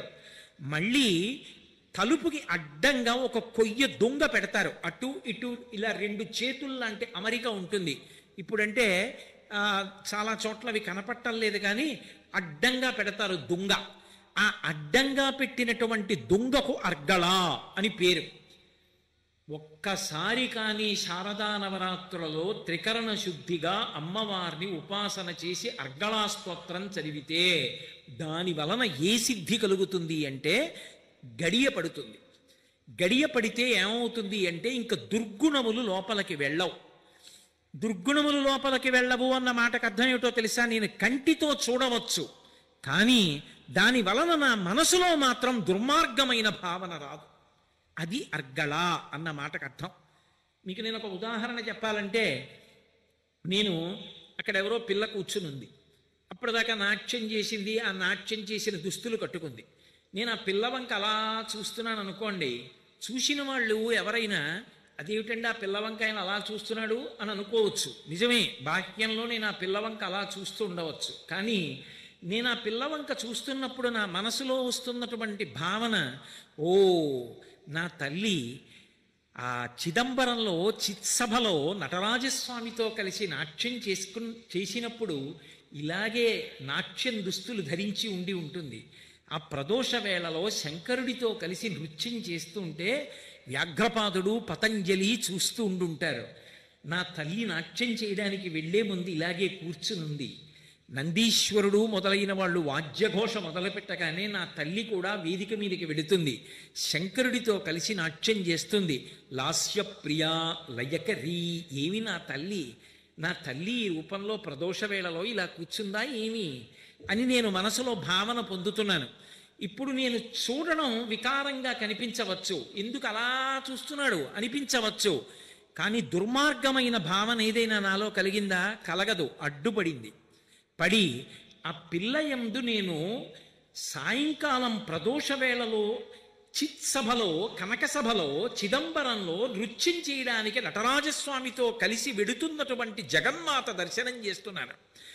మనసు శుద్ధమై ఉత్తమ భావనలు వచ్చి దుర్మార్గ భావనలు ఇంద్రియములు చూసినప్పుడు కలగకుండా చెయ్యగలిగినటువంటి శక్తి ఎవరున్నదో, ఏ తల్లి ప్రచోదనంగా ఆలోచననిస్తుందో ఆ తల్లి అనుగ్రహం అర్గళా స్తోత్రము ద్వారా ప్రసరిస్తుంది.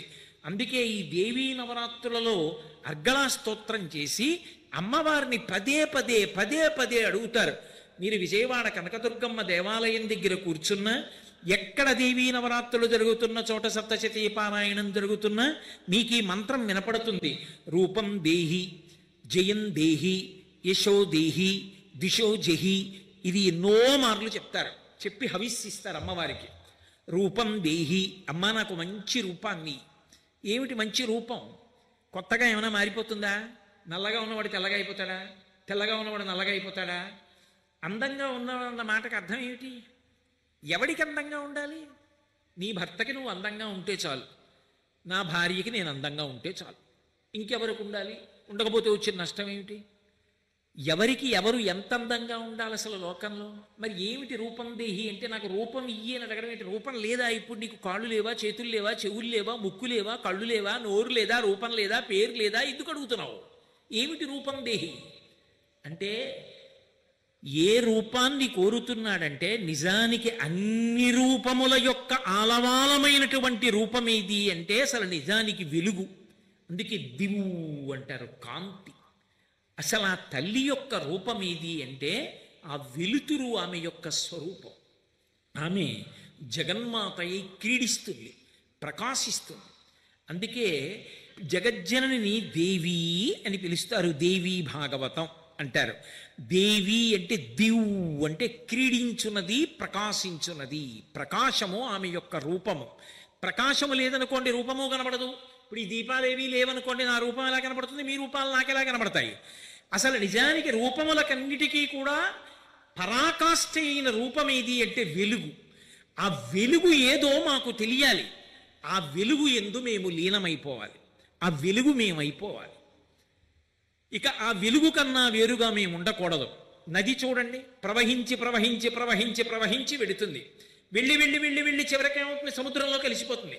కలిసిపోయిన తర్వాత ఇక నదేది, పేరేది, నీరేది, రుచేది, రూపమేది లేదు. సముద్రంలో కలిసిపోయింది. శంకరులు శివానందలహరి చేస్తూ అంటారు, అంకూలం నిజబీజ సంతతిరయస్కాంతో ఫలం సూచిక సాధ్వీ నైజ విభుం లతాక్షితిరుహం సింధు సరిద్వల్లభం ప్రాప్నోతీహ యథా తథా పశుపతే పాదారవిందద్వయం చేతో వృత్తి రూపేత్య తిష్టతి సదా సా భక్తి రుత్యుచ్యతే అంటారు. ఆఖరికి నది వెళ్ళి సముద్రమునందు సంగమించిపోయినట్టుగా నేను రూపమన్నది లేకుండా, నామమన్నది లేకుండా భగవంతుని యందు ఐక్యమైపోవడమే భక్తి యొక్క పరాకాష్ఠ. అదిగో అటువంటి స్థితిని నాకు కల్పించదవుగాక. అది రూపం దేహి. జయం దేహి. ఏమిటి జయం కావాలి నీకు అంటే? జీవితము నిత్య సంగ్రామం.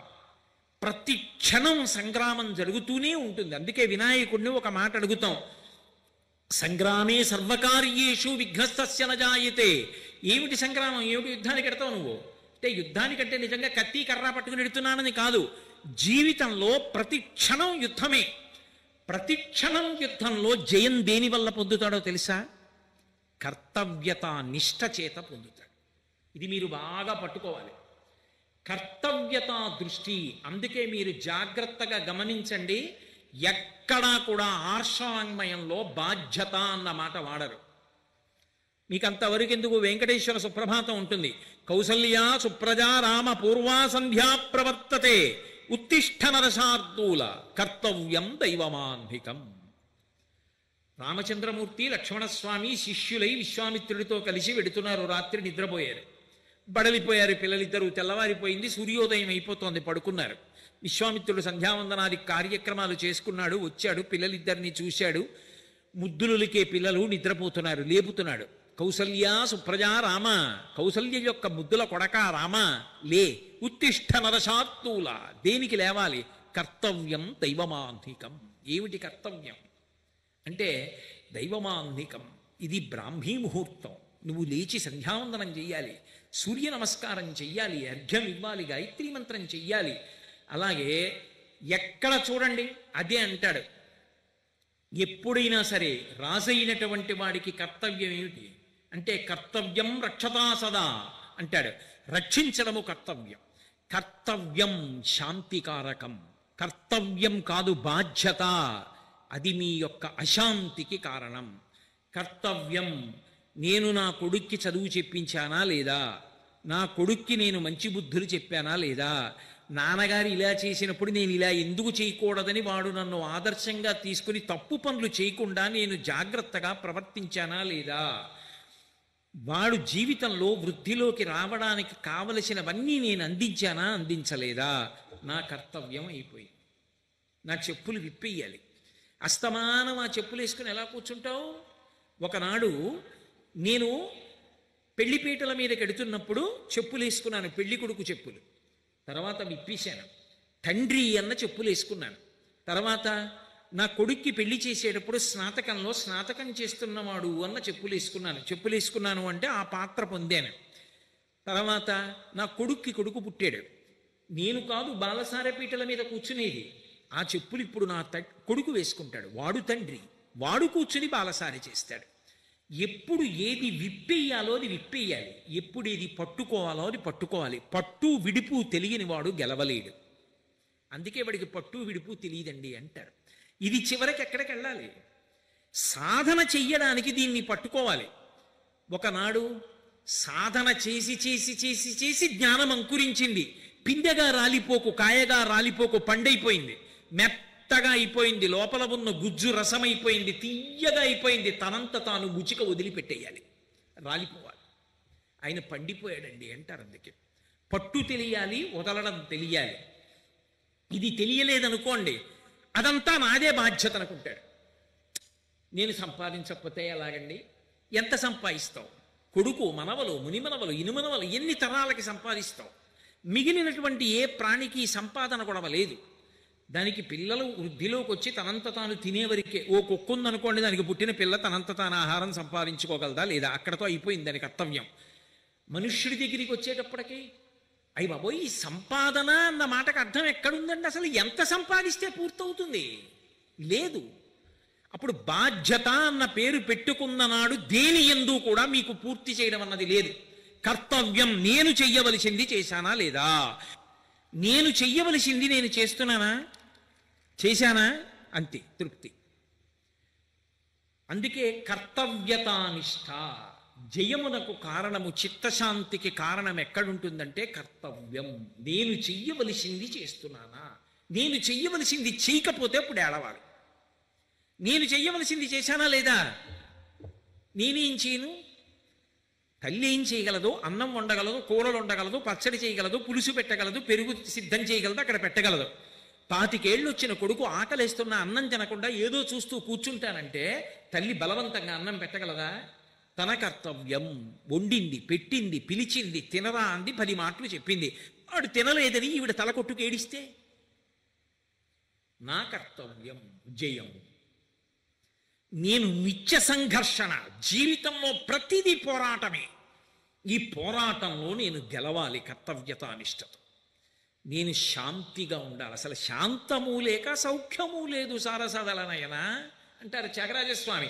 అసలు శాంతం లేకుండా ఇంకేం చేస్తావు ఉపాసన? ఆ ప్రశాంతత లేనినాడు. ఎప్పుడు నాకు ప్రశాంతత అంటే, రేపు నేను పూజామందిరంలో కూర్చున్నాను అనుకోండి, నిన్న చెయ్యవలసినవి చేశానా, ఇవాళ చెయ్యవలసినవి చేస్తానా, అంతే. నిన్న చెయ్యవలసినవి చేశాను, ఫలితం రాలేదు, వదిలే, అది ఈశ్వర అనుగ్రహం, అంతే. ఇది జయం దేహి. బాహ్యమునందు అమ్మా నేను చేసిన సంకల్పాలు ఏమున్నాయో అవి నెరవేరేటట్టుగా చూడు. అడగడం తప్పేం కాదుగా, అడగవచ్చు. కాబట్టి రూపం దేహి, జయం దేహి, యశోదేహి. యశోదేహి అంటే ఇది మనిషి అడగాలి. ఎందుకని అంటే ఈ శరీరం ఎంతకాలం ఉంటుంది? ఏదో కాలంలో కొంతకాలం ఉంటుంది. ఉండి ఉండి ఉండి ఉండి శరీరం పడిపోతుంది. కానీ మనిషి ఏ శరీరంతో మిగిలిపోతాడు అంటే కీర్తి శరీరంతో మిగిలిపోతాడు. మీరు చూడండి, నేను ఒకప్పుడు తిరుమల దర్శనానికి వెళ్ళాను. వెళ్ళి వరుసల్లో నిలబడి దర్శనానికి వెడుతున్నాను. ఘంటసాల గారి భగవద్గీత వినపడుతోంది. నేను ఘంటసాల గారి భగవద్గీత విని ఎంత పొంగిపోయి అనుకున్నాను, మహానుభావుడు ఎక్కడో కురుక్షేత్రంలో కృష్ణ భగవానుడు అర్జునుడికి చెప్పిన భగవద్గీత ఇవాళ వెంకటాచలంలో సాక్షాత్తు ఆ స్వామియే వచ్చి ఇక్కడ పద్మపీఠం మీద నిలబడ్డాడు. ఆయనకి వినపడుతోంది ఈయన చెప్తున్న భగవద్గీత. ఆయన ఎంత తమాషా అనుకుంటాడు, నేను చెప్పిన భగవద్గీత ఎంత రమించి చెప్పాడు అని ఆ స్వామి విని నవ్వుకోరు, సంతోషించరు. ఆయన కంఠం వెళ్ళిపోయింది, ఆయన శరీరం వెళ్ళిపోయింది, కానీ ఆ కంఠం మాత్రం ఇప్పటికీ ఏడుకొండల వాడి దగ్గర భగవద్గీత చెప్పి సేవ చేస్తూనే ఉంది. అది యశో శరీరం. ఆయన వెళ్ళిపోయి దశాబ్దాలవచ్చు, కానీ ఆయన పేరు చెప్పేటప్పటికే అబ్బా గంధర్వగానం అండి అంటాం. అందుకు కదూ విజయవాడ పట్టణం ఆ మహానుభావుడికి పట్టాభిషేకం చేసింది గౌరవించి. ఘంటసాల ప్రాంగణం అని ఒక ప్రాంగణమే పెట్టింది. కాబట్టి యశో శరీరుడయ్యాడు ఆయన. కాబట్టి యశోదేహి, మంచి పని చేస్తే కీర్తి లభిస్తుంది అంటే దాని అర్థం, అమ్మా నేను మంచి పనులు చేసేటట్టుగా చెయ్యి. మంచి పని ఎప్పుడు చేస్తావు? మంచి సంకల్పం వస్తే. మంచి సంకల్పం ఎప్పుడు వస్తుంది? మంచివి చూస్తే, మంచివి వింటే. అసలు మంచి వినకుండా ఎక్కడో భయంకరమైన విషయాలన్నీ విన్నవాడికి మంచి సంకల్పం ఎందుకు పుడుతుంది? పుట్టదు. అందుకని మంచివి వినాలి, మంచివి చూడాలి, మంచివి తినాలి, మంచివి ముట్టుకోవాలి, మంచివి వాసన చూడాలి, మంచి ఆలోచన రావాలి, మంచి నిర్ణయం చేయాలి, మంచి పని చెయ్యాలి, దానివల్ల కీర్తి పొందాలి. అలా నన్ను అనుగ్రహించు. కాబట్టి రూపం దేహి, జయం దేహి, యశోదేహి, దిశోజహి. అమ్మా మేము శత్రువుల్ని గెలిచేటట్టుగా చెయ్యి. ఎవరా శత్రువులు అంటే బాహ్య శత్రువులు కాదు, లోపల ఉన్న శత్రువులు. ఇందాక మీతో మనవి చేశానే, కామక్రోధలోభమదమోహమాత్సర్యములు. వాటిని గెలవగలగడం నాకు రావాలి. అంటే గెలవడం అంటే వాటిని పరిశీలించడం నేను నేర్చుకోవాలి. ఒక్కసారి కోపం వచ్చింది, ఎక్కడి నుంచి వచ్చింది? ఎందుకంత ఊగిపోతున్నాను నేను? ఎందుకు నా మాట అదుపు తప్పిపోతోంది? నన్ను నేను పరిశీలించుకొని ఉత్తర క్షణంలో నిభాయించుకోగలగాలి. జీర్ణాం సవై పురుషముచ్యతే అంటారు. పాము తన కుబుసాన్ని తాను వదిలిపెట్టేసినట్టు నా కోపాన్ని నేను వదిలిపెట్టగలగాలి, తెచ్చిపెట్టుకోవాలి. ఏదో నియంత్రించడానికి ఇలా వేలు చూపించాలి అంతే. నియంత్రించడం అయిపోయింది, వదిలిపెట్టేయాలి. అంతేకాని ఇక చచ్చిపోయే వరకు మనసులో పెట్టుకుని అదే పనిగా క్రోధంతో బ్రతకకూడదు. అంతకన్నా భయంకరమైన జీవితం ఇంకొకటి ఉండదు. కాబట్టి అలా అమ్మా నేను శత్రువులను గెలవగలిగినటువంటి అవకాశం నాకు కల్పించు. అందుకే ఎవరా దుర్గమ్మ? ఆ దుర్గమ్మయే మహిషాసుర మర్దని, ఎవరో కాదు. ఏమిటి మహిషాసుర మర్దనం? ఎప్పుడో మహిషాసురుణ్ణి మర్దించిందా? ఇప్పటికీ దేవీ నవరాత్రులా? ఎందుకండి ఇది? ఎప్పుడో జరిగిపోయింది, ఓసారి తలుచుకుని వదిలిపెట్టేస్తే సరిపోదా? ఎందుకు అలా చేస్తూ ఉండడం? అంటే మీరొక్కటి బాగా జ్ఞాపకం పెట్టుకోండి. మహిషాసురుడనేటటువంటి వాడు ఒక రాక్షసుడిగా భౌతికంగా అంతరించిపోయి ఉండి ఉండవచ్చు, కానీ ఆ రాక్షస ప్రవృత్తి మాత్రం ఇప్పటికీ లోకంలో బ్రతికుంటుంది. ఆ మహిషాసురుడు చచ్చిపోవాలి. ఎవరా మహిషాసురుడు? అంటే మహిషాసురుడు రంభాసురుడి యొక్క కొడుకు. ఆయన బ్రహ్మగారి గురించి తపస్సు చేశాడు. అసలు తండ్రి ముందు తపస్సు చేసి 3 లోకములను గెలవగలిగిన మహావీరుడు నాకు కొడుకుగా కావాలన్నాడు. అటువంటి వాడు పుట్టాడు. ఉన్నది చాలదన్నట్టుగా ఈయన తపస్సు చేశాడు. ఏం కావాలన్నాడు బ్రహ్మగారు? నేను ఎవ్వరి చేతిలో చనిపోకూడదన్నాడు. ఎవ్వరి చేతిలో చనిపోకూడదన్న వరం ఎందుకు అడగాలి? అంటే శరీరం ఉండాలి. ఉంటే ఏం చేస్తావు? భోగాలు అనుభవిస్తావు. భోగాలు అనుభవించాలంటే ఏం చేస్తావు? ఎవడి దగ్గర నీకు నచ్చిందో అది ఎత్తుకొస్తావు. అంటే ధర్మం పోతుందా? పోదా? అందుకని బ్రహ్మగారు అన్నారు, అలా కుదరదు. ఏదో ఒక్క స్థానం వల్ల చచ్చిపోతానని అడుగు. అలా అసలు చచ్చిపోనన్నది కుదరదు. ఒక్క ధర్మం కావాలంటే చిరంజీవిత్వం పొందుతాడు. విభీషణుడు ధర్మం కావాలన్నాడు, చిరంజీవి అయ్యాడు. దేనివల్ల చచ్చిపోతావు నువ్వే అడుగన్నాడు. అంటే రావణాసురుడు చూడండి, రామాయణంలో తృణభూతాహితామన్యే ప్రాణినో మానుషాదయ అంటాడు. మనుషుల గురించి నేను అడగను, వాళ్ళు గడ్డి పరకతో సమానం అంటారు. అలా మహిషాసురుడు అన్నాడు, అబల ఆడది నన్నేం చేస్తుంది? అసలు ఆడదాని చేతిలో చచ్చిపోకూడదన్న మాటే నేను అడగను. అంటే మహిష ప్రవృత్తి ఎందున్న దోషం ఏమిటి అంటే, ఆడది అంటే అబల. ఆడది అన్న మాట నేను వాడినప్పుడు గుండెలు బాదుకుని ఏదో తప్పు మాట వాడేసినట్టుగా బెంగపెట్టుకోకూడదు. ఆడది అన్నది తెలుగు మాట. ఆడతనము, ఆడది, ఇది చాలా చాలా చాలా గొప్ప మాట. ఎందుకో తెలుసా? ఆడపిల్ల అంటే లక్ష్మి అని గుర్తు. ఆడపిల్ల అక్కడికి వెళ్ళిపోతుంది, నారాయణమూర్తిని వెతుక్కుంటూ ఇక్కడ పుట్టింది. లక్ష్మి నా ఇంట పుట్టి నారాయణుడి దగ్గరికి వెళ్ళిపోతుంది. ఎందుకు పుట్టింది? నన్ను తరింప చేయడానికి పుట్టింది పిల్ల. మగపిల్లవాడు పుడితే ఒక వంశాన్ని తరింపజేస్తాడు, ఆడపిల్ల 2 వంశములను తరింపజేస్తుంది. ఆడది అన్న మాట వాడితే ఏదో తప్పనుకుని బెంగపెట్టుకోకూడదు. లక్ష్మి అని గుర్తు. అటువంటి ఆడపిల్లని చులకన చేశాడు. ఆడది నన్నేం చేస్తుంది కాబట్టి నేను అసలు అడగను, ఆడదాని చేతిలో అయితే చచ్చిపోతానన్నాడు. అంటే ఏమిటి? చంపగలదని కాదు, నన్నేం చేస్తుందని. అది మహిష ప్రవృత్తి. ఇవాళ శారదా నవరాత్రులు చెయ్యవలసిన అవసరం ఎంత ఎక్కువ ఉందో ఈ ఒక్క విషయాన్ని బట్టి మీకు అర్థమై ఉంటుంది. ఆ చులకన భావన పనికిరాదు. అసలు ఈ లోకమంతా ఉన్నది అంటే దేని వలన నిలబడింది? కేవలముగా స్త్రీ వలన మాత్రమే నిలబడింది. స్త్రీ తాను ఒకవేళ అగత్యం ఏర్పడితే మరణిస్తానని తెలుసు. ఒక్కొక్కసారి గర్భిణీ అయినటువంటి స్త్రీ ప్రసవించేటప్పుడు మరణించవచ్చు. ఏ కాలు జారి నెలలు నిండిన తర్వాత పడిపోతే ఎటువంటి ప్రమాదమైనా సంభవించవచ్చు. లోపల ఉన్న బిడ్డ కోసం ఎన్నో తినడం మానేయాలి. శారీరకంగా ఎంతో వికారమైనటువంటి రూపాన్ని పొందాలి. ఏ రాత్రి నిప్పులొస్తాయో, ఎక్కడికి తీసుకెళ్లాలో, ఆ లోపలికి వెడుతున్నప్పుడు తాను జనన మరణములనేటటువంటి రెండు కోరల మధ్య చిక్కుపడి ఉన్నాను, లేదా మృత్యుదేవత రెండు కోరల మధ్య చిక్కి ఉన్నాను, మృత్యుదేవత నోటి రెండు కోరల చిక్కి బ్రతికినొకవేళ బ్రతుకవచ్చు. ఇన్ని తెలుసున్నా ఆ అమ్మతనం కోసమని చెప్పి తాను మరణించడానికైనా సిద్ధపడి గర్భం ధరిస్తోంది స్త్రీ. తనని కట్టుకున్న భర్త అతని కన్నా గొప్పవాడు లేడు ఆమెకు. అటువంటి భర్త కాస్త అన్నం పెట్టవే, ఆకలేస్తోంది, కాస్త పదార్థం పెట్టవే అంటే వెళ్ళి పచనం చేసి పట్టుకొచ్చి పెడుతోంది అగ్నిహోత్రం మీద. అదే కడుపున పుట్టిన బిడ్డ క్యారుమని ఏడిస్తే ఆమె నెత్తురు పాలగా మార్చి గుండెల్లోంచి పడుతోంది. అటువంటి స్త్రీకి భగవంతుడంతటి వాడు ఎంత గౌరవం ఇచ్చాడో తెలుసా? పురుషుడైతే అవకాశం ఉంటే నా మ్రోల వచ్చి సాష్టాంగ నమస్కారం చెయ్యాలి. స్త్రీ అవకాశమున్న, దేవాలయం ఖాళీగా ఉన్న వచ్చి నా మ్రోల కింద పడి నమస్కారం చెయ్యవద్దు. స్త్రీకి సాష్టాంగ నమస్కారం లేదు. అందుకే శరీరమునందుండేటటువంటి ఏ అవయవము గుండా ఈ సమస్త ప్రాణికోటి ఉత్పత్తి అవుతోందో ఆ అవయవము కాని, శరీరమునకు ఊర్ధ్వభాగమునందున్నటువంటి ఏ రెండు స్తనముల చేత ఈ లోకమంతా పోషింపబడుతోందో ఆ స్తనములు కాని నా మ్రోల నేలకి తగలక్కర్లేదు. వాళ్ళు పంచాంగ నమస్కారం చేస్తే చాలు, నాకు సాష్టాంగ నమస్కారం అక్కర్లేదని భగవంతుడంతటి వాడు గౌరవించాడు. అమ్మ అన్న మాటకి వెంకటేశ్వరుడంతటి వాడంత కట్టుబడ్డాడు. ఇవాల్టి రోజున కూడా తల్లిగారికి బకుళమాతకి అంత సేవ చేస్తున్నాడు. అమ్మ ఎక్కడో ఉండడం కాదు, అమ్మ చేతి అన్నం తింటానని దేవాలయంలో పెట్టుకుని వంట జరుగుతుంటే కన్నంలోంచి బకుళమాత చూస్తోంది. బకుళమాతని అంత గౌరవించాడు. కృష్ణ భగవానుడు యశోదని అంత గౌరవించాడు. భాగవతం వింటూ పరీక్షిత్ అంతటి వాడు గుండెలు బాధేసుకున్నాడు. జగదీశ్వరునకు చన్నిచ్చు తల్లిగా ఏమి నోము నోచే ఆ యశోద, కన్న తండ్రి నంచు పోషించు తండ్రిగా నందుడేమి చేసే నందితాత్మ అని అడిగాడు.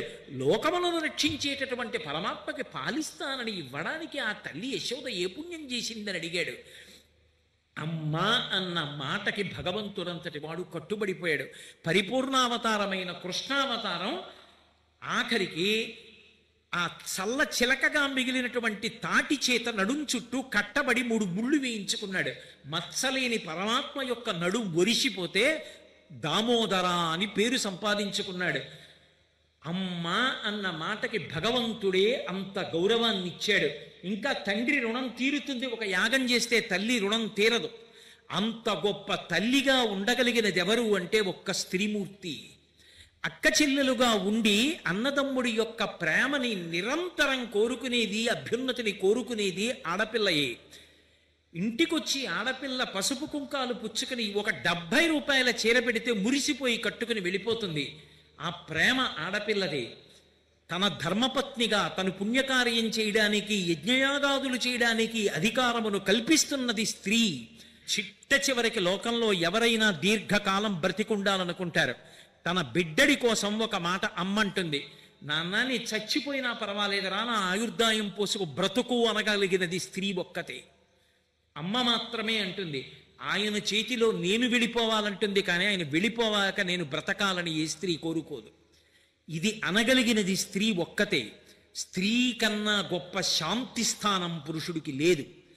ఇంత గొప్పదైనటువంటి స్త్రీని అంత చులకన భావనతో మాట్లాడి స్త్రీ అంటే కేవలముగా ఒక భోగ వస్తువు అనుకున్నటువంటి మహిషాసురుడు ఆనాడు మరణించి ఉండవచ్చు. కానీ ఆ మహిష ప్రవృత్తి బ్రతికుంది సమాజంలో. అది ఎప్పుడెప్పుడు పెరుగుతోందో అప్పుడప్పుడు దాన్ని పీచమడచవలసినది అమ్మవారే. ఇటువంటి తప్పు భావనలు నా యందు రాకుండుగాక. మాతృవత్పరదారేషు, ఒక స్త్రీ తాను ఏ వేదిక మీద ఎక్కడ ఎలా కనపడినా 10 మంది యందు మాతృభావన కలిగేటట్టుగా నేను కనపడాలన్న భావన వారు పొందాలి. ఏ స్త్రీని చూసినా నా యందు మాతృభావన కలగాలని పురుషుడు ఆలోచించాలి. అలా ఇవ్వగలిగిన తల్లి ఎవరు అంటే ఆ అమ్మ దుర్గమ్మ. అందుకని అర్గళా, అది ద్విషోజహి, అది మహిష ప్రవృత్తి. అందుకనే మహిషాసుర మర్దనం జరిగిన 9 రోజులు శారదా నవరాత్రులుగా ఉపాసన చేసి మొట్టమొదట మహాకాళీ ఉపాసనగా 3 రోజులు దుర్గమ్మని ఉపాసన చేస్తారు. అంతేనా? మౌఢ్యం. మీరు చూడండి, లోకంలో మూర్ఖుడు ఉంటాడు, మూఢుడు ఉంటారు. మూఢుడికి చెప్పచ్చు, మూఢుడికి తెలియదు. తెలియక ఏదో తప్పు మాట మాట్లాడతాడు. కానీ మీరు పిలిచి అదేమయ్యా అలా మాట్లాడావు, తప్పు కదా, నీకు తెలియదా అని అడిగారనుకోండి, అని చెప్పారనుకోండి, వెంటనే ఆయన క్షమాపణ చెప్పి నిజమే నేను అలా మాట్లాడకుండా ఉండవలసింది అంటాడు. అది మూఢుడి యొక్క లక్షణం. అందుకే మూఢుడికి చెప్తారు. శంకర భగవత్పాదులు భజగోవింద స్తోత్రం చేసినప్పుడు మూఢజహీహి ధనాగమ తృష్ణ కురు సద్బుద్ధిం మనసి వితృష్ణ భజ గోవిందం భజ గోవిందం గోవిందం భజ మూఢమతే అని మూఢమతే మూఢుణ్ణి పిలిచి చెప్పారు. మూర్ఖుడికి చెప్పకూడదు. భర్తృహరి అంటాడు, మకరముకాంతరస్తమగుమానికమున్ పెకలింపవచ్చు మాయిక చలదుర్నికానికరమైన మహోధటి దాటవచ్చు మస్తకమన భూదండవలి సర్పమునైన భరింపవచ్చు. కానీ పొరపాటున కూడా మూర్ఖుడి దగ్గరికి వెళ్ళి మాత్రం ఏమీ చెప్పకూడదు. ఎందుకో తెలుసా? తా పట్టిన కుందేలికి 3 కాళ్ళు. తానన్నదే సత్యం అంటాడు తప్ప ప్రాణం పోయినా ప్రపంచం అంతా చెప్పినా వాడు మాత్రం అవతలవాడు మంచివాడనో లేకపోతే అవతలవాడి యందు దోషం లేదనో వాడు అంగీకరించలేడు. ఆ మూర్ఖత్వం కన్నా ప్రమాదకరమైన లక్షణం ప్రపంచంలో ఇంకొకటి ఉండదు. కాబట్టి అమ్మా నాకు ఒకరు చెప్తే వినే గుణం రావాలి. అసలు నిజంగా మనుష్యుడు అన్నవాడు కానీ విద్వాంసుడు పండితుడు జీవితంలో ఎదిగినవాడన్న మాటకు అర్థం ఏమిటో తెలుసా? అవతల వారి పేరు చెప్పగానే నీకు ఏదో ఒక మంచి గుణం జ్ఞాపకానికి రావాలి. అసలు ఒక్క చెడ్డ గుణం లేనివాడు ఎవడుంటాడండి లోకంలో? ఒక రోజంటేనే చీకటి పగలవు. ఒక మనిషి అన్న తర్వాత కొన్ని చెడు గుణాలు ఉండొచ్చు, కొన్ని మంచి గుణాలు ఉండొచ్చు. ఎవ్వరి పేరు చెప్పనివ్వండి, ఒక్క మంచి గుణమైనా నీకు జ్ఞాపకానికి రావాలి. ఆయన యోగ్యుడండి, ఫలానా విషయంలో మహానుభావుడు చాలా గొప్పవాడు, ఆయనకి ఆ విషయం గొప్ప విశేషం ఉందండి ఆయనలో అనగలిగిన ప్రజ్ఞ ఉండాలి. అది మానేసి 24 గంటలు అవతలవాడిలో లోపమేమిటన్నది ఎంచడం ఒక్కటే వస్తే, అలా ఎంచడానికి ఈశ్వరుడు నీకు ఏ విభూతులు ఇచ్చాడో అవన్నీ నువ్వు దుర్వినియోగం చేసి పతనమైపోతున్నావు అని గుర్తు. లోకంలో ఎవరి వంక చూసినా వారిలో ఏదో ఒక మంచి గుణం నీకు కనపడగలిగితే నీకున్న బుద్ధి ప్రకాశించిందని గుర్తు. కాబట్టి అమ్మా నా యందు దుర్గుణములు పోవాలమ్మా, అడ్డుగడియగా పడు, అది అర్గళ. అందుకని 1కి 10 మాటలు అడుగుతారు, అడిగి హవిస్సిస్తారు. ఆ చండీ హోమం చేసే ప్రక్రియ మీ అందరూ చూసి ఉంటారు. ఆ అడుగుతూ రూపం దేహి, జయం దేహి, యశోదేహి, ద్విషోజహి అని అడిగి హవిస్సిస్తూ ఉంటారు. ఆ తల్లి ఇది దక్షిణాయనానికి బ్రాహ్మీ ముహూర్తం లాంటిది కాబట్టి ఆ సమయంలో చేసిన చండీపారాయణ, సప్తశతీపారాయణ, ఆ తల్లి యొక్క అనుగ్రహం చేత దుర్గుణములన్నీ తొలగిపోయి మహిష ప్రవృత్తి పోతుంది. మహిషాసురుడు మూర్ఖుడు, ఎవరు చెప్పనివ్వండి వాడు వినడు. నేనే గొప్పవాణ్ణి, మిగిలిన వాళ్ళందరూ ఎందుకు పనికి మాలిన వాళ్ళు, నా అంత గొప్పవాడు లోకంలో ఎక్కడుంటాడు? ఈ భావన ఎక్కడ కలిగిందో, ఎవరి యందు స్త్రీ పట్ల చులకన భావన పొంది ఉంటారో వాడే మహిషాసురుడు. వాడు ఏ రూపంలో ఉండనివ్వండి, ఎలా బట్ట కట్టుకోనివ్వండి, ఎలా ఉండనివ్వండి, ఏం చెప్పనివ్వండి, లోపల మాత్రం మహిష ప్రవృత్తియే ఉన్నది. ఇవాళ వాడికి కొమ్ములు లేవు, వాడు దున్నపోతులా కనపట్టం లేదు, కానీ ప్రవృత్తి మాత్రం మహిష ప్రవృత్తి. ఈ మహిష ప్రవృత్తి పోవాలి, మనిషిగా బ్రతకాలి. శారదా నవరాత్రుల మొదటి 3 రోజులు ఆ మహాతల్లి యొక్క పాదములు పట్టుకుని ఉపాసన చెయ్యి. కాలుతున్న కట్టెలోంచి నీరు వెనక నుంచి పోయినట్టు దుర్గుణములు రాలిపోతాయి నీలోంచి. మహిష ప్రవృత్తి పోయి మనుష్య ప్రవృత్తి నీలో కలుగుతుంది.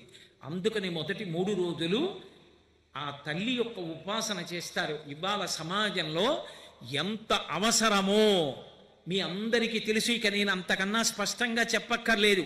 ఇవాళ సమాజంలో స్త్రీ పట్ల చులకన భావన పోయి ఈ మహిష ప్రవృత్తి నశించిపోవాలంటే శారదా నవరాత్రులు, అమ్మవారి ఉపాసన, వాడలా విఘ్నేశ్వర నవరాత్రులు ఎలా జరిగాయో అలా జరగాలి.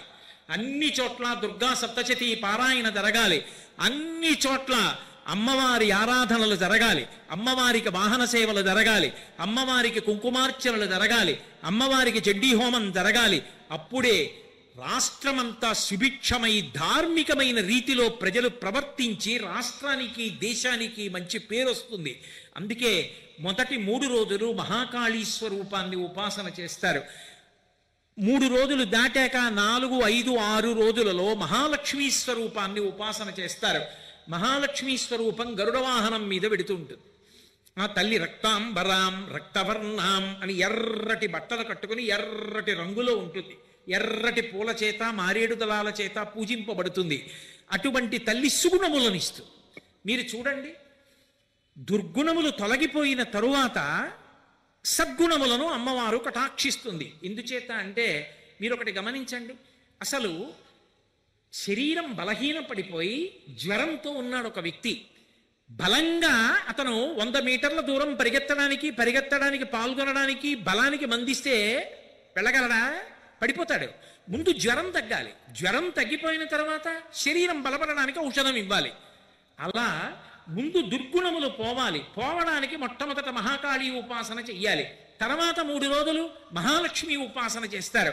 మహాలక్ష్మి ఉపాసన చేస్తే మన ప్రయత్నం లేకుండానే ఆ అమ్మవారి యొక్క అనుగ్రహం చేత మనసులో మంచి ఆలోచనలు వస్తాయి. అవే గుణములు అవుతాయి. ఓర్పుతో ఉండడం, 10 మంది గురించి మంచిగా ఆలోచన చెయ్యడం, నేనొక్కడిని బాగుపడ్డం కాదు, నాతో పాటు 10 మంది బాగుపడాలి అని కోరుకోగలిగినటువంటి త్యాగబుద్ధి, నోరుంది కదా అని అదే పనిగా వదరి మాట్లాడడం కాదు, సంయమనంతో మాట్లాడగలిగినటువంటి మంచి లక్షణం.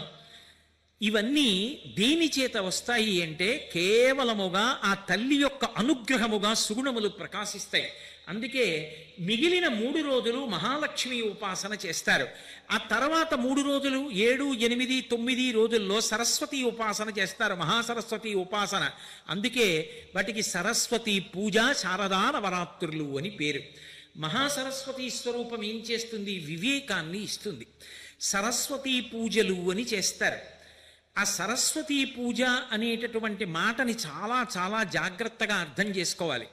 సరస్వతీ పూజ అంటే అది కేవలము విద్యార్థుల వరకు మాత్రమే పరిమితము అని అనుకుంటుంటారు. కాదు, ఆయుధ పూజ. సరస్వతీ పూజ అంటే ఆయుధ పూజ. ఆయుధము అంటే ఏదో యుద్ధానికి వెళ్ళేవాడు పట్టుకునేటటువంటి కత్తో, లేకపోతే రక్షక భటులు పట్టుకునేటటువంటి తుపాకీయో, దేశ సరిహద్దుల్లో ఉండేటటువంటి సైన్యమో మొదలైన వారు పట్టుకునేటటువంటి ఆయుధములో వాళ్ళు పూజ చేయాలి. కానండి మా దగ్గర ఆయుధాలే ఉంటాయి, మాకేం పూజ అని అనుకోకూడదు. నీ నుండి సరస్వతి ప్రకాశము బయటికి రావడానికి నీ యందు ఆ తల్లి ఏ రూపంలో కూర్చుని విభూతినిచ్చి నీకు కీర్తినిస్తోందో, నీ జీవితం ఒబ్బిడవుతోందో, నువ్వు పోషించుకుంటున్నావో కుటుంబాన్ని, ఆ విభూతికి ఆధారమైన వస్తువుని తీసుకొచ్చి పెట్టి పూజ చెయ్యడం ఆయుధ పూజ. ఉదాహరణకి ఒక రైతు ఉన్నాడు అనుకోండి. ఒక రైతు 6 కాలం కష్టపడి భూమిని దున్ని పంట పండించకపోతే మనకు అన్నం ఎక్కడిది? ఆ రైతుకి ఆయుధమేమి? నాగలి. పంట కోసేటటువంటి వాళ్ళు ఉంటారు, వాళ్ళు కోతల సమయంలో వెళ్ళి కోతలు కోస్తారు. వాళ్ళకి ఆయుధమేమి? కొడవలి. వాళ్ళు అంత ఒబ్బిడిగా కూర్చుని ఒక్క 10 నిమిషాలు మనం ఒంగోలేము. వాళ్ళు పొద్దున్న వెళ్ళిన వారు రాత్రి వరకు ఒంగుని ఆ మొక్కలు పట్టుకుని కొడవళ్లతో కోసి ఒబ్బిడిగా పక్కన కుప్పలు నూరుస్తూ ఉంటారు. అలా వాళ్ళలో ఉన్న శక్తి బయటికి రావడానికి వాళ్ళకి కొడవలి. ఒక ఇంటి ఇల్లాలు ఉందనుకోండి, ఇంటి యజమాని పిల్లలు కడుపు నిండా తిని ఆరోగ్యంగా ఉండడానికి ఆమె చేసేటటువంటి వంటకి సాధనం ఆమె చేతి గరిటె. ఒక శిల్పి ఉన్నాడనుకోండి, ఆయనకి ఉలి ఆయుధం. ఒక పురోహితుడు ఉన్నాడనుకోండి, పంచాంగం ఆయన యొక్క ఆయుధం. ఓ ప్రవచనం చేసేవాడు ఉన్నాడనుకోండి, రామాయణ భారత భాగవతాలు ఆయన ఆయుధాలు. ఆయుధాలంటే ఏవి ప్రతిరోజు స్మరిస్తుంటాడో, దేనివల్ల కీర్తి పొందాడో, దేనివల్ల ప్రభావితుడయ్యాడో అది ఆయన ఆయుధం. ఒక కార్యాలయంలో పనిచేసేటటువంటి వాడికి ఆయన చేతి కలం ఆయనకు ఆయుధం. ఇప్పుడు దేని వలన మీరు ప్రయోజనాన్ని పొందుతున్నారో, దేని వలన ఉన్నతిలోకి వచ్చారో, దేని వలన కుటుంబాన్ని పోషించుకుంటున్నారో, దేని వలన కీర్తి పొందుతున్నారో దాన్ని ఆయుధంగా భావన చేస్తారు. చేసి అమ్మవారి మ్రోల ఉంచి, అమ్మ దీని యొక్క అనుగ్రహముగా నా యందు ప్రవేశించి విభూతిని వర్షించి నేను మరింత కీర్తిని పొంది నా కుటుంబాన్ని పోషించి ధార్మికంగా వృద్ధిలోకి వచ్చేటట్టుగా నన్ను అనుగ్రహించు అని ఆ వస్తువులను అక్కడ పెట్టి పూజ చెయ్యడం ఆయుధ పూజ అంటారు. అందుకే పిల్లలు చదువుకునేటటువంటి పుస్తకాలు, వ్రాసుకునేటటువంటి పుస్తకాలు, కళాలు దగ్గర నుంచి పెద్దవాళ్ళు వాడేటటువంటి వస్తువుల వరకు తీసుకొచ్చి అక్కడ పెట్టి పూజించి అమ్మవారి యొక్క విభూతి ఆ వస్తువులోకి ప్రవేశించి ఆ వస్తువుని ఉపయోగించడం ద్వారా నేను మంచి కీర్తిని పొందాలి. నేను అధికారిని అనుకోండి, నేను కలంతో పెట్టేటటువంటి సంతకం వల్ల కొన్ని కోట్ల మందికి మంచి ఉన్నతి లభించవచ్చు, ఉపకారం జరగవచ్చు. నేను మంచి పనికి సంతకం పెట్టగలగాలి, దానివల్ల శాశ్వతమైన కీర్తి మూట కట్టుకోవాలి. ఈ కలం గుండా నాకు అటువంటి విభూతిని కటాక్షించు. కళాన్ని ఆయుధంగా పెడతాడు. పెట్టి సరస్వతీ పూజ చేస్తారు. ఈ సరస్వతీ పూజ అని నేను అన్నప్పుడు మహాసరస్వతీ స్వరూపం ఇవ్వగలిగినది ఏది అంటే వివేకం. పై హద్దులో ఆవిడ ఏమిస్తుంది అంటే నిత్యానిత్య వస్తు వివేకం ఇస్తుంది. ఏది శాశ్వతమైన వస్తువు, ఏది అశాశ్వతమైన వస్తువో తెలియచేస్తుంది. ఈ శరీరము కాదు సత్యం, ఆత్మ సత్యం. ఇది ఎరుకలోకి వచ్చేటట్టుగా చేసి ఇక మళ్ళీ పుట్టవలసిన అవసరం లేని స్థితిని కూడా తల్లిస్తుంది. ఇప్పుడు శారదాస్వరూపం దగ్గరికి వెళ్ళేటప్పటికీ, చివరి 3 రోజులకు వెళ్ళేటప్పటికి ఏం తెలుస్తుంది?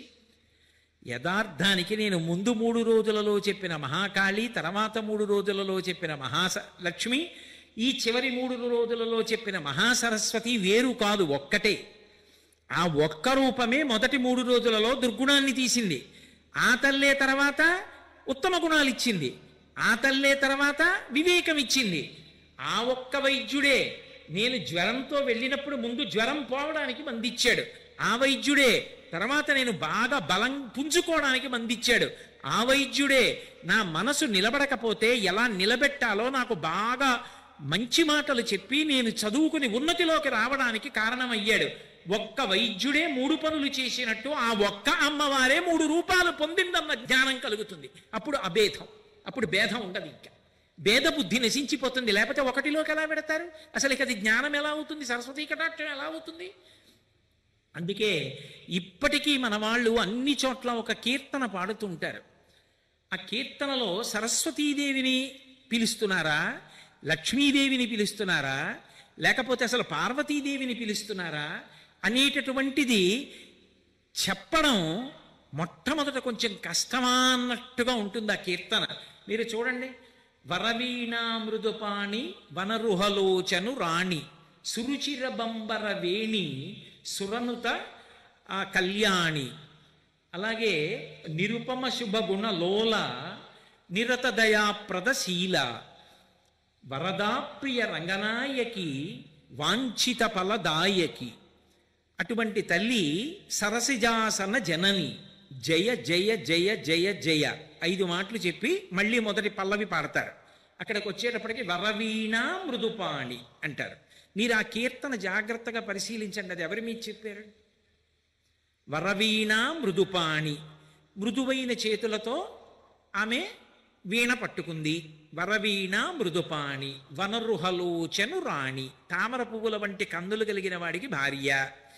వనరుహలోచను రాణి సురుచిర బంబర వేణి, ఆమె యొక్క జుత్తులోంచి సువాసనలు వస్తుంటాయి. పువ్వుల్లోంచి కాదు, జుత్తులోంచి.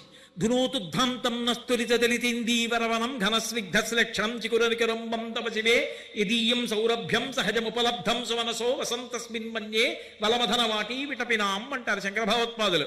అమ్మవారి యొక్క జుత్తులోంచి సువాసనలు వస్తాయి. కాబట్టి సురుచిర బంబర వేణి సురనుత కళ్యాణి, దేవతల చేత కీర్తింపబడినటువంటి కళ్యాణ గుణములకు ఆలవాలమైన తల్లి. ఎవరు? ఏమో ఇప్పటివరకు ఏమైనా తెలుసుకోవడానికి అందిందా? అందలేదు.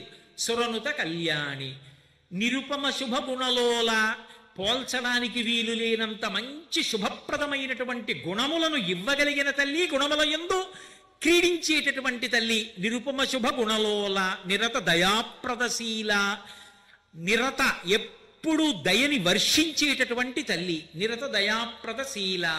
వరదాప్రియ రంగనాయకి. వరదాప్రియ అంటే వరదరాజస్వామి వారి యొక్క ప్రియురాలు. ఎక్కడుంటారు వరదరాజస్వామి? కంచిలో ఉంటారు. కంచిలో వరదరాజస్వామి వారి యొక్క ఇల్లాలు ఎవరు? తాయార్ పేరిందేవి అమ్మవారు. కాబట్టి లక్ష్మీదేవి మీద పెడుతోంది ఈ కీర్తన. వరదాప్రియ రంగనాయకి, శ్రీరంగంలో రంగనాథ స్వామి, ఆ రంగనాథ స్వామి వారి యొక్క ఇల్లాలు. కాబట్టి వరదాప్రియ రంగనాయకి. ఆ తల్లి ఏం చేస్తుంది? సరసిజాసన జనని. సరసిజము అంటే తామర పువ్వు. తామర పువ్వు ఆసనంగా కలిగిన వాడు బ్రహ్మగారికి తల్లి.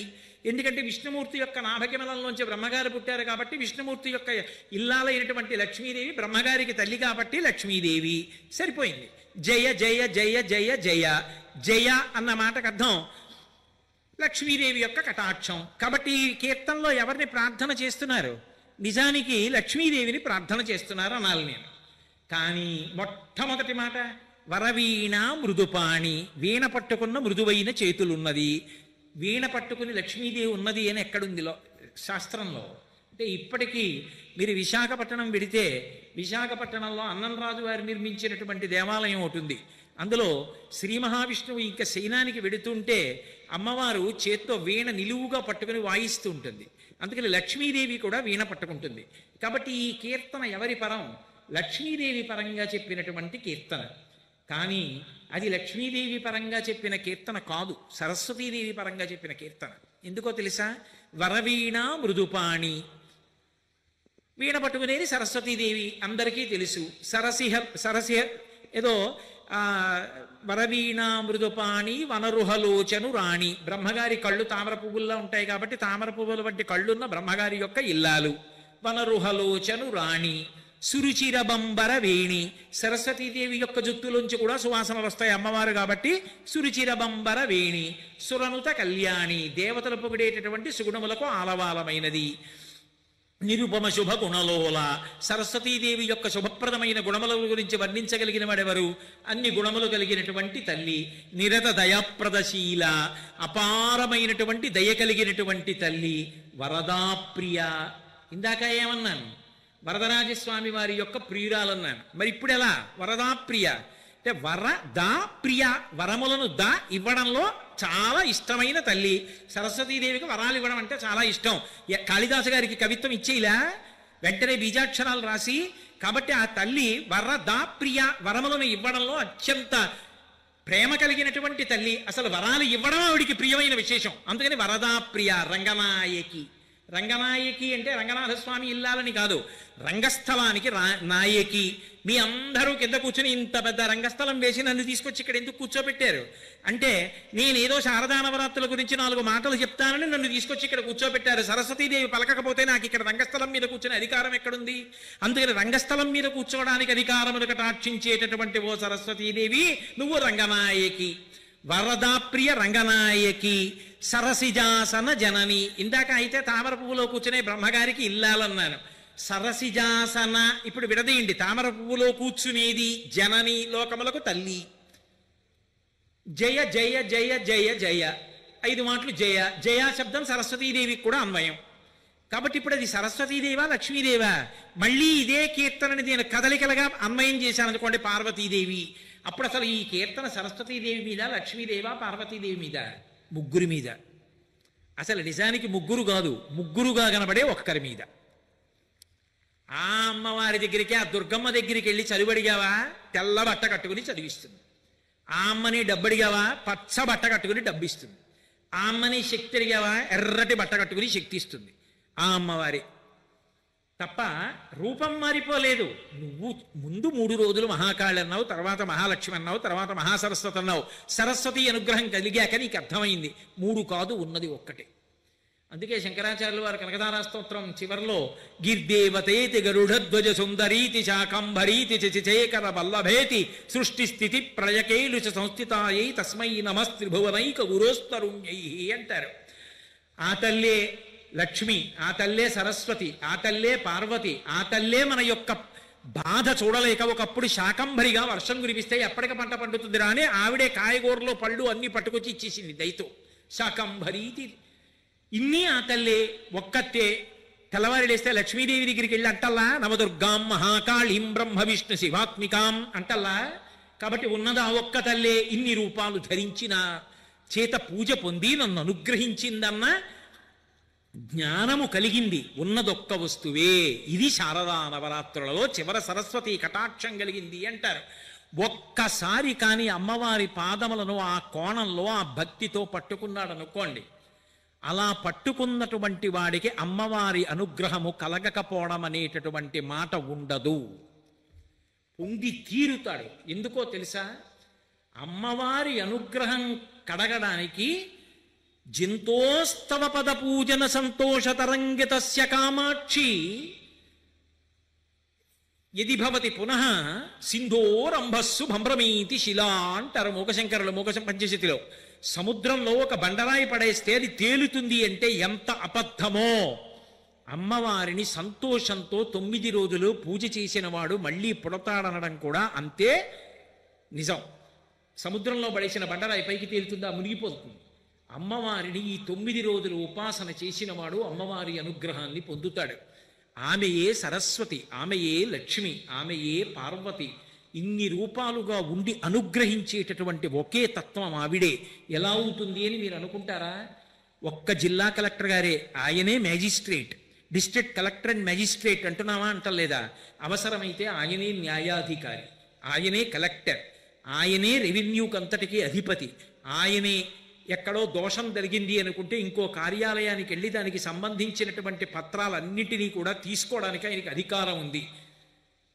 మనం పెట్టుకున్నటువంటి వ్యవస్థలోనే కలెక్టర్ గారి ఇన్ని పదవులు చెయ్యగలుగుతున్నప్పుడు, ఆయనే కలెక్టర్, ఆయన మ్యాజిస్ట్రేట్, ఇన్ని చేస్తున్నప్పుడు ఒక్క భగవతియే ఇన్ని రూపాలతో ఇన్ని అనుగ్రహిస్తుంది అంటే అందులో ఆశ్చర్యపోవడానికి ఏముంది?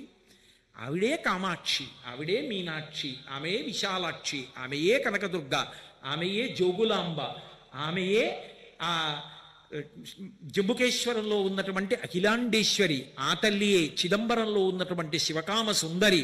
మా అమ్మ ఇన్ని రూపాలతో ఉంది. అదిగో ఆ అమ్మ ప్రధాన స్వరూపమే ఇక్కడ ఇంద్రకీలాద్రి పర్వత శిఖరం మీద కనకదుర్గమ్మయ్యి విలిసి ఉంది.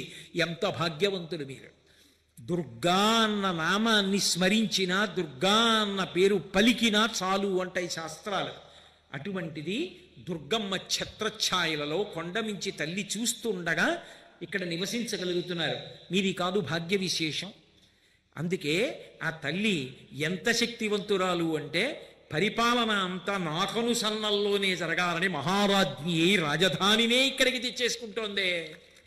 ఆమె ఎంత శక్తివంతురాలు అనడానికి ఇంకింతకన్నా నిదర్శనమేముంది? ఆమె కనుసన్నలలో గోదావరిని కృష్ణలో కలుపుకుందే. ఇంతకన్నా గొప్పతనమే ఉంది? భారతదేశంలో ఎక్కడా జరగని రీతిలో జరిపించుకుందే. ఇంకా ఆవిడ శక్తికి హద్దెక్కడుంది? ఆ తల్లి కానిదే ఉంది? గిరామాహుర్దేవి గృహిణీం ఆగమ విదోహో అంటారు శంకరాచార్యులు వారు. హరేహ పత్నీం పద్మాం హరసహచరీ మద్రినిలయాం తురీయాకాపిత్వం దురధిగ నిస్సీమ మహిమ మహామాయా విశ్వం భ్రమయసి పరబ్రహ్మ మహిషి అంటారు. ఆ తల్లియే పార్వతి, ఆ తల్లియే లక్ష్మి, ఆ తల్లియే సరస్వతి, ఆ తల్లియే మహామాయాస్వరూపం. భక్తితో ఆవిడ వైపు తిరగనంత కాలం ఇంద్రియ లౌల్యంతో నానా సుఖాల కోసం వెంపర్లాడతాడు. ఒక్కసారి ఆవిడ అనుగ్రహం కలిగిందా? శారదా నవరాత్రులలో ఆవిడ వంక చూశాడా? చండీహోమం చేశాడా? దుర్గా సప్తశతి పారాయణ చేశాడా? కనీసంలో కనీసం చండీహోమంలో పాల్గొని సప్తశతి పారాయణ జరుగుతుండగా విన్నాడా? అమ్మవారిని ఇంత కుంకం ఆవిడ పాదాల మీద వేసి అర్చించాడా? ఆ తల్లి అనుగ్రహానికి పరిపూర్ణంగా పాత్రవుతాడు. సువాసిన్యర్చన ప్రీత. ఈ లోకంలో అందరికన్నా పెద్ద సువాసిని ఎవరు అంటే ఆ అమ్మే. అందుకు కదూ పోతన గారు, అమ్మలగన్నయమ్మ ముగురమ్మల మూలపుటమ్మ చాలా పెద్దమ్మ సురారులమ్మ కడుపారడి బుచ్చిన యమ్మ తన్నులు నమ్మిన వెల్పుటమ్మల మనంబున ఉండెడి అమ్మ దుర్గమాయమ్మ కృపబ్ధినిచ్యుత మహత్వ కవిత్వ పటుత్వ సంపదల్లన్నారు. అటువంటి అమ్మలగన్నయమ్మ ముగురమ్మల మూలపుటమ్మ, మూలపుటమ్మయ్యి ఆ అమ్మ బ్రహ్మగారికి శక్తి స్వరూపంగా సరస్వతినిచ్చింది. విష్ణువు యొక్క స్థితికారతత్వానికి శక్తి స్వరూపంగా లక్ష్మీదేవిని ఇచ్చింది. ఆమెయే హరుడికి కాళీస్వరూపాన్ని ఇచ్చింది. ఒక్కొక్కరికి ఒక్కొక్క శక్తి స్వరూపాన్ని ఇచ్చి సృష్టి స్థితి లయ అనబడేటటువంటి 3 కార్యములు జరగడానికి ఆవిడ ఆధారభూతురాలైంది. అటువంటి తల్లి యొక్క ఉపాసన ఈ శారదా నవరాత్రులలో ఎవరు చేస్తున్నారో వాళ్ళ యందు తమోగుణం రజోగుణం పోయి సత్వగుణం ప్రవేశిస్తుంది. ఆ సత్వగుణం చివరికి శుద్ధ సత్వానికి దారితీస్తుంది. సరస్వతీదేవి హంసవాహనం మీద కూర్చుంటుంది. అందుకే విమలపటి కమలకుటి పుస్తక రుద్రాక్ష శస్త హస్తపుటి, కుడి చేత్తో అక్షమాల పట్టుకుంటుంది, ఎడం చేత్తో పుస్తకాలు పట్టుకుంటుంది. కుడి చేతిలో పట్టుకున్నదేదో అది ఎడం చేతిలో పట్టుకున్న దానికన్నా గొప్ప అని శాస్త్రమాక్కు. ఎడం చేత్తో పుస్తకం పట్టుకుని కుడి చేత్తో అక్షమాల పట్టుకుంది అంటే దాని అర్థం ఏమిటంటే, ఎన్నో పుస్తకాలు చదవడం కన్నా నువ్వు నేర్చుకున్న ఒక్క మంచి విషయాన్ని ఆచరణలో పెట్టుకోవడం నీ యొక్క ఉన్నతికి కారణం. ఒక్క మంచి విషయాన్ని ఆచరించడం ప్రారంభం చేయి, నువ్వు ఉద్ధరణలోకి వస్తావు. మనసులో మంచి విషయాన్ని తిప్పి ఆచరణలోకి తెచ్చుకోవడం గొప్ప. అందుకే కుడి చేతి వైపు అక్షమాల పట్టుకుంటుంది, ఎడం చేతి వైపు పుస్తకాలు పట్టుకుంటుంది. అటువంటి తల్లి లోకములకు ఏవైనా ఇవ్వగలదు. ఆమె ఇవ్వలేనిదన్నది లోకంలో ఏమీ లేదు. అంత గొప్ప స్వరూపం ఆ దుర్గాస్వరూపం. అంత గొప్ప నవరాత్రులు, 9 రాత్రులు. ఈ 9 రోజులు చెయ్యడం వలన వ్యక్తిగా మనం అభ్యున్నతి పథంలో ప్రయాణం చేస్తాం. అంతేకాదు సమాజ హితానికి కారణమవుతాం. మీకు మొట్టమొదట ప్రసంగ ప్రారంభంలో మనవి చేశాను, ద్వావృతూ యమదం శ్రాఖ్యే నూనం సర్వజనేషు వై. ఈ 2 ఋతువులలో కూడా యమధర్మరాజు గారి యొక్క దంష్ట్రలు బయటికి వచ్చినటువంటి కారణం చేత లోకమునందు అనేకమైన అంటువ్యాధులు ప్రబలేటటువంటి అవకాశం ఉంటుంది. అమ్మవారి యొక్క ఉపాసన చేసిన కారణం చేత లోకములు రక్షింపబడతాయి. మనం చేసిన ఉపాసన చేత మిగిలిన వాళ్ళందరూ కూడా రక్షింపబడతారు. అందుకే ఆమె మనకన్నీ ఇస్తుంది. నిజానికి ఆవిడ యొక్క అనుగ్రహం లేకుండా మనం చెయ్యి కదపలేం. మీరు చూడండి, ఏమండి మీరు ఈ మధ్య గుళ్ళో కనపట్టలేదు అంటే నాకు ఏదో అర్ధహీనత్వం వచ్చిందండి, కామహీనత్వం వచ్చిందండి అందవు. శక్తిహీనుండయ్యానండి, కాలు చాలా నొప్పిగా ఉంటుంది, కదలలేకపోతున్నానంటాడు. ఆమె లోపల తిరుగుతోంది కాబట్టి ఈ శక్తి ఉన్నది. ఒకడు అధికారి, ఆ శక్తి ఆవిడిచ్చింది. ఒకడు ఉపన్యాసకుడు, ఆ శక్తి ఆవిడిచ్చింది. ఒకడు కవి, రచన చెయ్యగలిగిన శక్తి ఆవిడిచ్చింది. ఒకడు గాయకుడు, పాట పాడగలిగిన శక్తి ఆవిడిచ్చింది. ఒకడు వాద్యం మ్రోగించగలడు, ఆ శక్తి ఆవిడిచ్చింది. అన్ని శక్తులు ఆవిడిచ్చింది. ప్రతి క్షణం 9 రోజులు మొదలుపెట్టిన ఉపాసన చివరికి ఏం కావాలి అంటే మీరు ఏది చేస్తున్నా అమ్మ జ్ఞాపకానికి వస్తుంది. అది చివరి ప్రయోజనం. ఎలా జ్ఞాపకానికి వస్తుందో తెలుసా? శంకరులు సౌందర్యలహరిలో అంటారు, జపో జల్ప శిల్పం సకలమపి ముద్రా విరచన గతి ప్రాదక్షిణ్యాక్రమణమశనాద్యహుతి విధి ప్రణామ సంవేశ సుఖమఖిలమాత్మార్పణ దృశ అని సపర్యాపర్యాయస్తవ భవతు ఎన్మే విలసితం అంటారు.